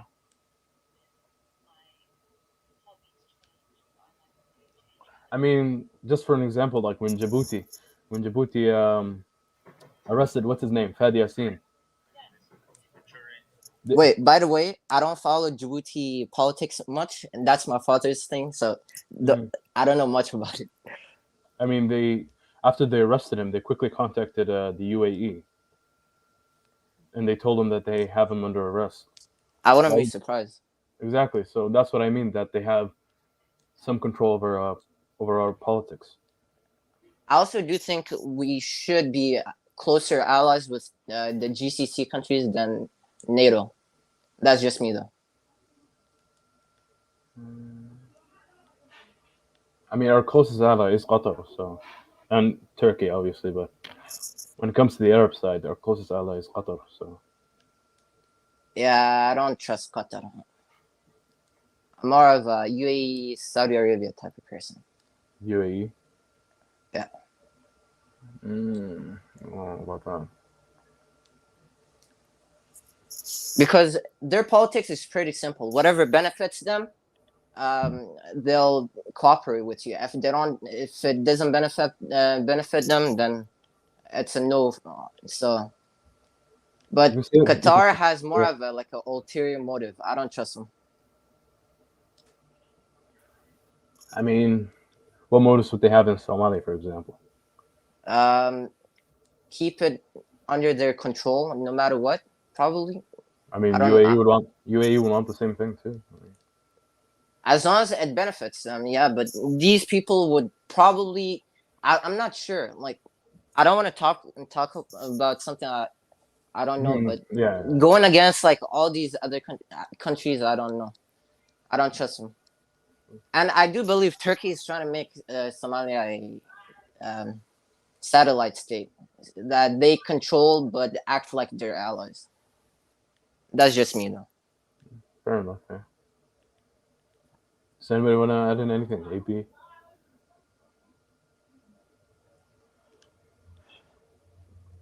We really do need to reconsider our allies. Sure. Say that again, Zero. Pardon? I said we do need to reconsider who's our ally and who's our enemy. I don't even think we know who's who. To tell you the truth. Me personally, I do think that Emirate is the ally of Somaliland, but that's just me. Mm-hmm. I don't know. No, I don't. Look. I just see people have realized this what peninsula, this area, is very vulnerable. Mm-hmm. And yeah, does that make sense? And we're just there for the taking if we just don't use our heads. Yeah. Oh, the one thing we do have to agree on is China is our enemy. I don't care what anyone says. So China's our enemy. Yeah. Also, instead of going for like the West, we should go for countries like Indonesia, Malaysia, be allies with Singapore. That's true. I mean, I don't know why we depend so much on the West when so many different countries are available for trade, allies. Like the one thing, for the past, like the best ally right now for the Somalis is Taiwan. They're teaching us, and they're actually supporting, but not We're not developing a dependency on them. You mean? Oh, okay. I mean, Taiwan's only close with Somaliland. Yeah. Yeah. Even the opposition party in Somaliland criticized that move, saying that they should have been closer to China, not Taiwan so much. China will make us what's it called? Yeah. The next like Kenya. They'll have so much debt on us that we want to be able to support ourselves. But whose fault is that? It's ourselves, but you know, it's very predatory. I mean, Taiwan would be doing the same thing. They're not going to be giving out free handouts or anything. So. No, I know it benefits them, but it's more of an honest or friendlier what's it called, alliance. I don't trust China one bit. Someone said this. What do you think of this? Exactly. I mean, nobody's gonna recognize Taiwan, so why? Taiwan does not claim itself to be an independent state. That's the thing. I know it claims also mainland China as well. Yeah. So Taiwan never considered itself a country. Would you say Thailand's more like Bhutan? Does that make sense? Would you say they have more similarities? I'd say so. Like you say, 1 foot in, 1 foot out. I feel like Puntland is more dangerous to the central government in Somalia than Somaliland, I would say. Don't do it for Pakistan, you know what I mean? Like. That's true. They always give them problems and always threatening of like separating and. But for me, go on, my bro. Well, like our whole politics are just. I just feel like the politics, man. I feel like we just don't know how to do politics, man. Well, it's never-ending issues, wallahi. Do you think so? Yeah. Yo, so Khalid, do you think that independence of Somaliland would be beneficial for Somali people or detrimental? I think as a proud Somaliland, I think it'll be, what can I say, very beneficial. I think so too. I'm Mainly looking at, because I yeah. want to see pressure on the Djibouti government, Mm. because right now all they do is any international investment, they'll be like, "You want to invest in that failed state? No, invest in us." Yes. That's what I'm saying. I Yeah. just feel like there needs to be something. Something needs to change. Whether we come together, whether we're at each other, I think it's change is due. That makes sense. Wait, someone said Djibouti's dictator has killed the country's potential to grow. To be fair, I agree. That man is leeching. My God, he is a leech. Him and his family. Him and his family. And It's for just some one reason, my whole tribe supports him. What, are you from there? Yeah, I'm Isa. Oh, you're Isa. Okay. My mother is from Gabila side, so she's a Saksa. Yeah, Jabril Bukhal. Yeah. Yeah, I know. I hear you. I understand. But family, I'm not gonna lie to you. Djibouti, that family there, Ismail Umar's family, they're just, that's one nation I feel like they took the piss out of that country. I'm surprised no one's actually even done a civil uprising. No, because I feel like they've seen what happened in Somalia, so they're like, we don't want the same thing to happen here. So, yeah. So we rather the villain, the evil guy that we do know. Does that make sense? I mean, but coming back to Somaliland, I would say, I mean, they've always wanted to separate, but obviously the main thing for them has been like investment. Really, they can't really get any investment if they're still like tied to Somalia. So Yeah. Also, the reputation. Mm-hmm. So yeah, the more pressure on the governments, the better. I do think for improving this situation. So if Somalia government wants to not do anything, and the same with Djibouti, then people should have the liberty to like, screw you, I want to leave and go to a better country that also speaks Somali side. That's why I support Somaliland. Mm-hmm.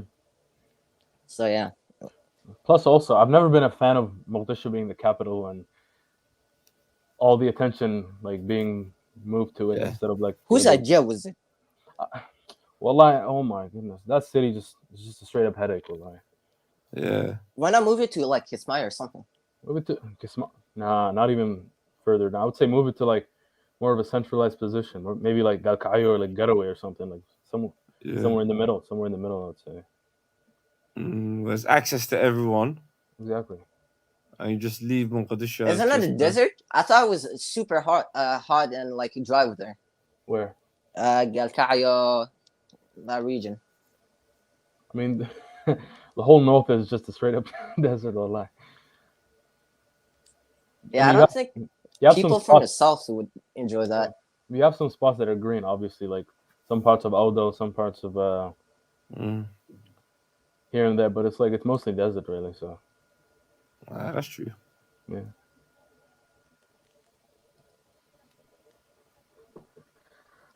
And also, the richest resources are in the south. Also, they're in that Juba Shabelle region area. So the fertile land. Most of the resources are down there in the Shabelle Juba, like in between the two rivers. What resources other than food? I mean, like you've got oil, gas, oil, gold. You've got what else you got there? Oh. You got the farmings down there. You got, I mean, most of the resources are down there, really. Even though you do have obviously gas in the north and oil in the north, but isn't all the uranium in the north? You guys can get free and cheap electricity over there if you do it right. I'm not sure about uranium, man. I'm not sure about that one.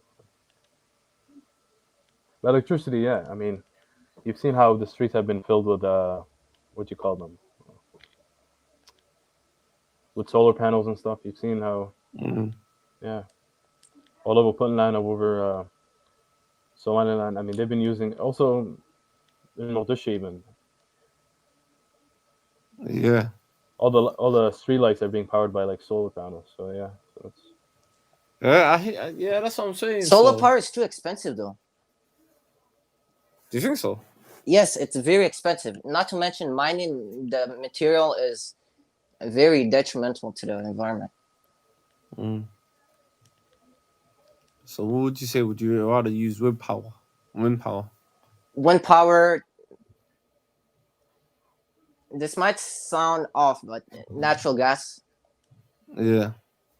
Just don't use anything like coal. Coal is very bad. Also, we have to stop cutting down trees.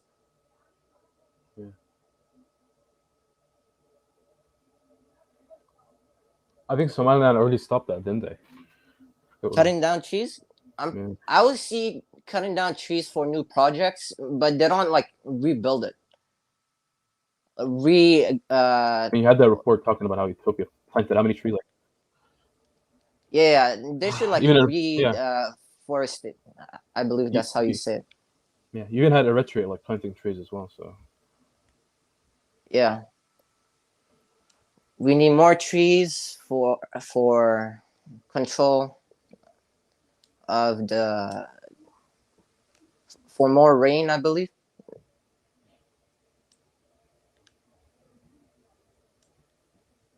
Oh, but with that, yeah, you need to start planting trees, mate. Yeah, agreed. Nah, this is what I'm saying. Like the other day, I had a debate. Yeah, like would you start dealing with these countries that could turn? What is it? I think Israel is one of the main leading countries that turns rainwater, seawater into drinkable water, like water. Oh, desalinated water. Yeah, would that work like to fertilize lands across East Africa? It would work, but it's terrible for the sea. Huh? It's terrible for the sea. Why? It destroys the ocean ecosystem. Yeah, but how much sea is there? You can use a lot of The sea. environment in the ocean is very fragile. Yeah. But you know, Saudi Arabia does not care. Do you think? Well, yeah. Do you think it'd be Go good? Yeah, brother. Go ahead, you do you think it'd be good establishing relations with Israel? Well, like, I hate to say this, a lot of people might get angry, but business is business, rude boy. Well, I wouldn't mind it. I wouldn't mind Yusuf, it, man. If like right now, yeah, they got like with me, yeah. It's not like we're fighting Israel. It's not like we're fighting Israel anyway, so it's like I don't mind it. Fam, business is business. Like I'm saying, the best deals for my people. Like, well, like I'm saying, for me, anything that benefits us, I'm for it. Yeah, that's what I'm saying. So at the end of the day, like turning, I don't know, man. How do you turn them into green again? Like, talk about desaminated oil. That's what I'm thinking. We would benefit so much from like their technology, from their The thing is, desalinated water plants are like 500 mil for one.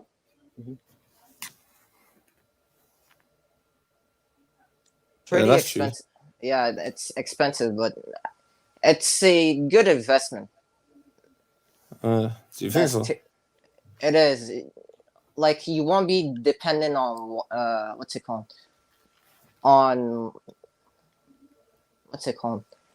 You don't have to like drill water in the ocean. I mean, in the lands or. You don't need it.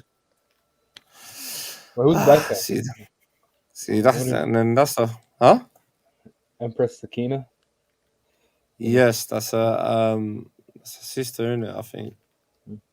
Say alaikum salam. No, but I'm just saying, like, what I was thinking, like, Dulka all done is very barren. You get where I'm coming from? Except for the Jubuda horse, Yeah. That's the only area I'll probably say. That's fertile, yeah. Yeah, man. That's the only fertile. So you gotta keep that. Would you rather just concentrate on that area and keep the agriculture going from there? Yeah, develop that area. Yeah, why not? Yeah. We should make businesses with Ogadenyo. I'll be honest, that region is very underdeveloped but fertile. Yeah. Okay. Because you gotta think about food security as well, innit? Like oil boom, yeah. But the thing is, yeah, it's like the land is too barren. Go ahead, AB. You wanna say something, bro?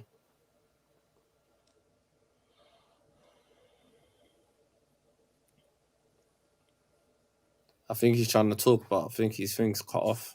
Yeah. Sorry, yeah, I just wanted to come in on that point that I think Zero made it.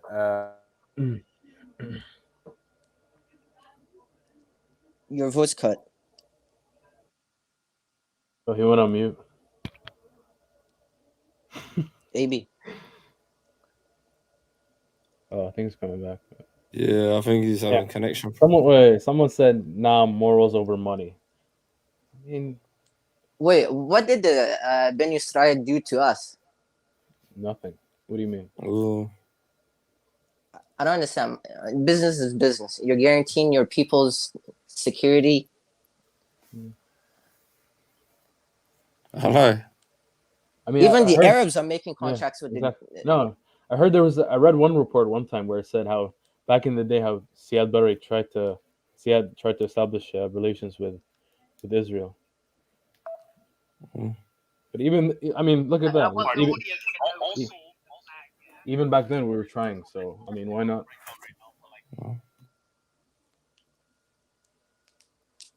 If it benefits us, I don't know why we shouldn't. I think people would get too emotional and say, "Oh no." Yeah, that's what I'm saying. Wallahi. Hey, Yusuf, I'm with you, broski, man. I'm like, yo, Wallahi, I don't know what El game was on in it, yeah. El game was like, well, like, our people are starving, and we're talking about, oh no, morals over, like. Yeah, I understand where you're coming from. So Yeah. Ziad was the guy with the night. Yeah, I hear that. And he did a hell of a lot of bad shit, yeah. But Our people money's have this money. our people have this attitude as if we're like a state like China or something, where we have money and our economy's on top, but we have nothing. Like, our people are starving right now. Like what the hell are we on about? This guy We have don't no know room. that. We have no room to like complain about anybody. Wallahi. That's true.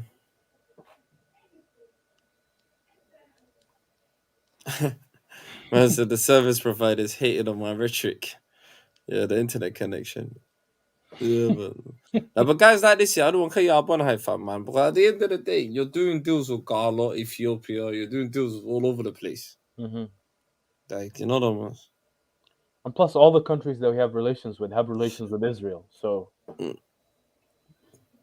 our besties are friends with Israel. So what are we on about? Yeah. Like, the hell? Yeah, that's what I'm saying. Nah, fam, business is business. As long as borders can't good thing, man. That's about it. Like, certain things that we can't help out, man. People will be like, oh, that's a nationalistic way of looking at things. I'm like, hell yeah. I mean, the country that we export like most of our things to is Oman. Yeah. Seriously? And Oman had established ties with Israel like 3 years ago. You had Netanyahu come to the capital, and you know, that was a big scene and everything. But so, I mean, if they have no problems establishing ties with Israel, why should we? I mean, who are we? We're at the bottom, really. So, yeah, that's true. Well, some people just don't get it. They just don't get it. You know? I just don't get the confidence. Like where's it coming from? Like, you know what I mean? Like, there's nothing to be confident about right now. Yeah. We should be concentrating on food and water security. Yeah, that's what I'm saying. That's what I'd rather concentrate on. Like, there's so much work to be done in the country, and you're here complaining about, we can't establish ties with them. I mean, we have to. We have no other choice. We need as much help as we can, you know. That's what I'm saying. Trust the guy. That's what I'm saying. But people like this will be like, oh my god, my morals. Your morals. Where's your morals gonna get a bunch of people from? Now you have morals after 30 years of destruction. Now you have morals. Yeah,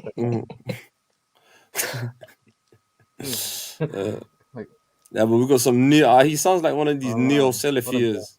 You know, these neo Salaf brothers and sisters. it's weird. Well, like, as if Somalia's been a haven for like 30 years. Like, bro, where have you been? Like, what? Like, it's just crazy. That's what I'm saying. Even the Arabs are making contracts with them. I don't understand the hate from certain people in the West. Mm-hmm. Even the ones at home wouldn't agree. I don't know why. Wait, but brother Khalid, what happened to Speaker's Corner? Are you not filming anymore? It's just work. I'm bogged down. It's done as well. You know them ones, well, or not? Yeah. It's cold as well. So I thought to myself, you know what? What's the best thing I could do for the people at the minute? Yeah, I might as well just give you 3 live streams a week. And What happened to the subject. What happened to the Quranist brother Ahmed? He's about, man. I think he's on Clubhouse. Man, I think he's got his own. I don't know. That brother is a interesting fella, but he's around. He's around. I like watching the the redhead Jew. What's his name? Joseph. Yeah, Joseph. Yeah. Yeah. I like how everybody just surrounds him, and he just like he keeps himself calm online, but like Is that as a debate? Yeah, debate about I don't know, man. Some of my best debate. I like Anna Rashid as a debater when it comes to debating.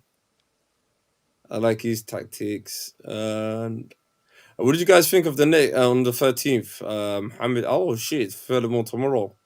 I mean, Mohammed Hijab v Ayan Hirsi. Wait, that's a thing? Yeah. It's gonna come out. I thought it was Jordan Peterson and Mohammed Hijab. That was tomorrow. Yeah, but I think she's gonna be there as well. Hello, wallahi. I don't know, man. I don't know. Yeah. I mean, it's not. I mean, it's hard to say, wallahi. No, I wouldn't even say that. She's been right on a lot of things though, like that happened in Somalia. So you can't just say, "Oh, she's wrong on everything." Because no. She basically sold her own identity and dignity for money and fame. Like, come on. And then she got married to like a guy that's right wing. Okay, to be fair, I'd rather her to marry a right wing guy than a liberal. Left wing. I can't stand liberals. Yeah, I can't stand either. No, but this guy's a extreme racist, like far Islamophobic, left wing, right wing. But you say, I think what you saying, you're more anti leftist. The leftists are too much. Yes. Yeah. Like the right, I can kind of logic my way into understanding them, but left, la ilaha illallah. Left are just out of touch with reality, wallahi. Lefties, they're too much, man. They feel offended for you. They want to change. How does that work? Allah, it's just the lefties. They're too much, man. But don't you think Ayan had like a lot of valid points when she spoke about like FGM and the treatment of women back home in Somalia? I mean, what's FGM? Like female genital mutilation. Wait, that thing still happens? Yeah. I thought it was banned. No, it's banned. It's illegal, but you get 1 or 2 odd people that practice it. But I think it's banned for the majority of people. Yeah, but I'm always careful because nowadays I've been having some heated debates with a couple of sisters, innit? Yeah, and like some of the reason, like I don't like the whole issue where it's crazy, like because she's feeling victim. She's trying to, she's one of the women that perpetuate to women that you're a victim. Does that make sense? Feminists. I mean, this is what I say. These extreme feminists, and that's why I didn't take up these type of people, innit? Because I've been meeting these sisters now and again. It's borderline Islam, but undercover, really. They got a problem with it, and it's like, no, it's nothing to do with us. It's to do with the deen, you know what I mean? So, yeah. The thing with the West is that they make you think or feel like you matter. Your opinion don't matter. I know, and I don't know, and it's just some people like, oh my god, and they just got this whole victim Olympics here. And then what some of the sisters, especially my Somali sisters that are stone cold with this rhetoric, feminism, it's got kufr in it. This is the thing they don't understand about it. And some of the sisters don't understand, like, real Islam give you rights. Does that make sense? Yeah. Already, so But the learn only your part, deen. yeah. Yeah, go ahead. But the only parts that I agreed with her was FGM and like lack of and also lack of female education back home. I mean she was right on that. Nobody can disagree with her on that. Yeah, it's the way. Yeah, there is a lot of educated sisters. Yeah, I do agree on that. Yeah, educate women, but nowadays I see there's more of a shift, my brother. Yeah, there's more now. I mean, back then it wasn't. I mean, my mom used to Yeah. tell me how it was only the boys who used to go to school and they would just wait outside for them. Like, you know what I mean? So I think she was right on that part. But when it comes to Islam, and hell no. Yeah, that's what I'm saying. With her, she's too much. Yeah. On that side, she's too much. But then again, some of these, I do admit there is problems, and we should really do our due diligence. But someone like that, I wouldn't really take from. Does that make sense? Mhm. And I'd be so cautious on when women like that scream out women's rights. There's always an agenda behind someone like that. From what I see, does that make sense? That they're getting funding from somebody to say this stuff, kind of thing, you know? Yeah. I man them. I got work tomorrow. I don't know. Next topic will probably Tuesday, Thursday. Yeah. All Sign right. up for us. In other ones, my brothers. All right. And Oh, then can you make the topic? Should 5 Somali states exist? Do you really want to do that then? Yeah, I really want to hear what other people. Alright, definitely. If you want to pop that, should 5 Somali states is just alright. Alright, Zero. The title's gonna be. Make sure you jump on that day. Yeah. All right. Wait 1 second. Wait. Give me a second, What day? guys. Inshallah. Wait. 6. You guys wait there, man.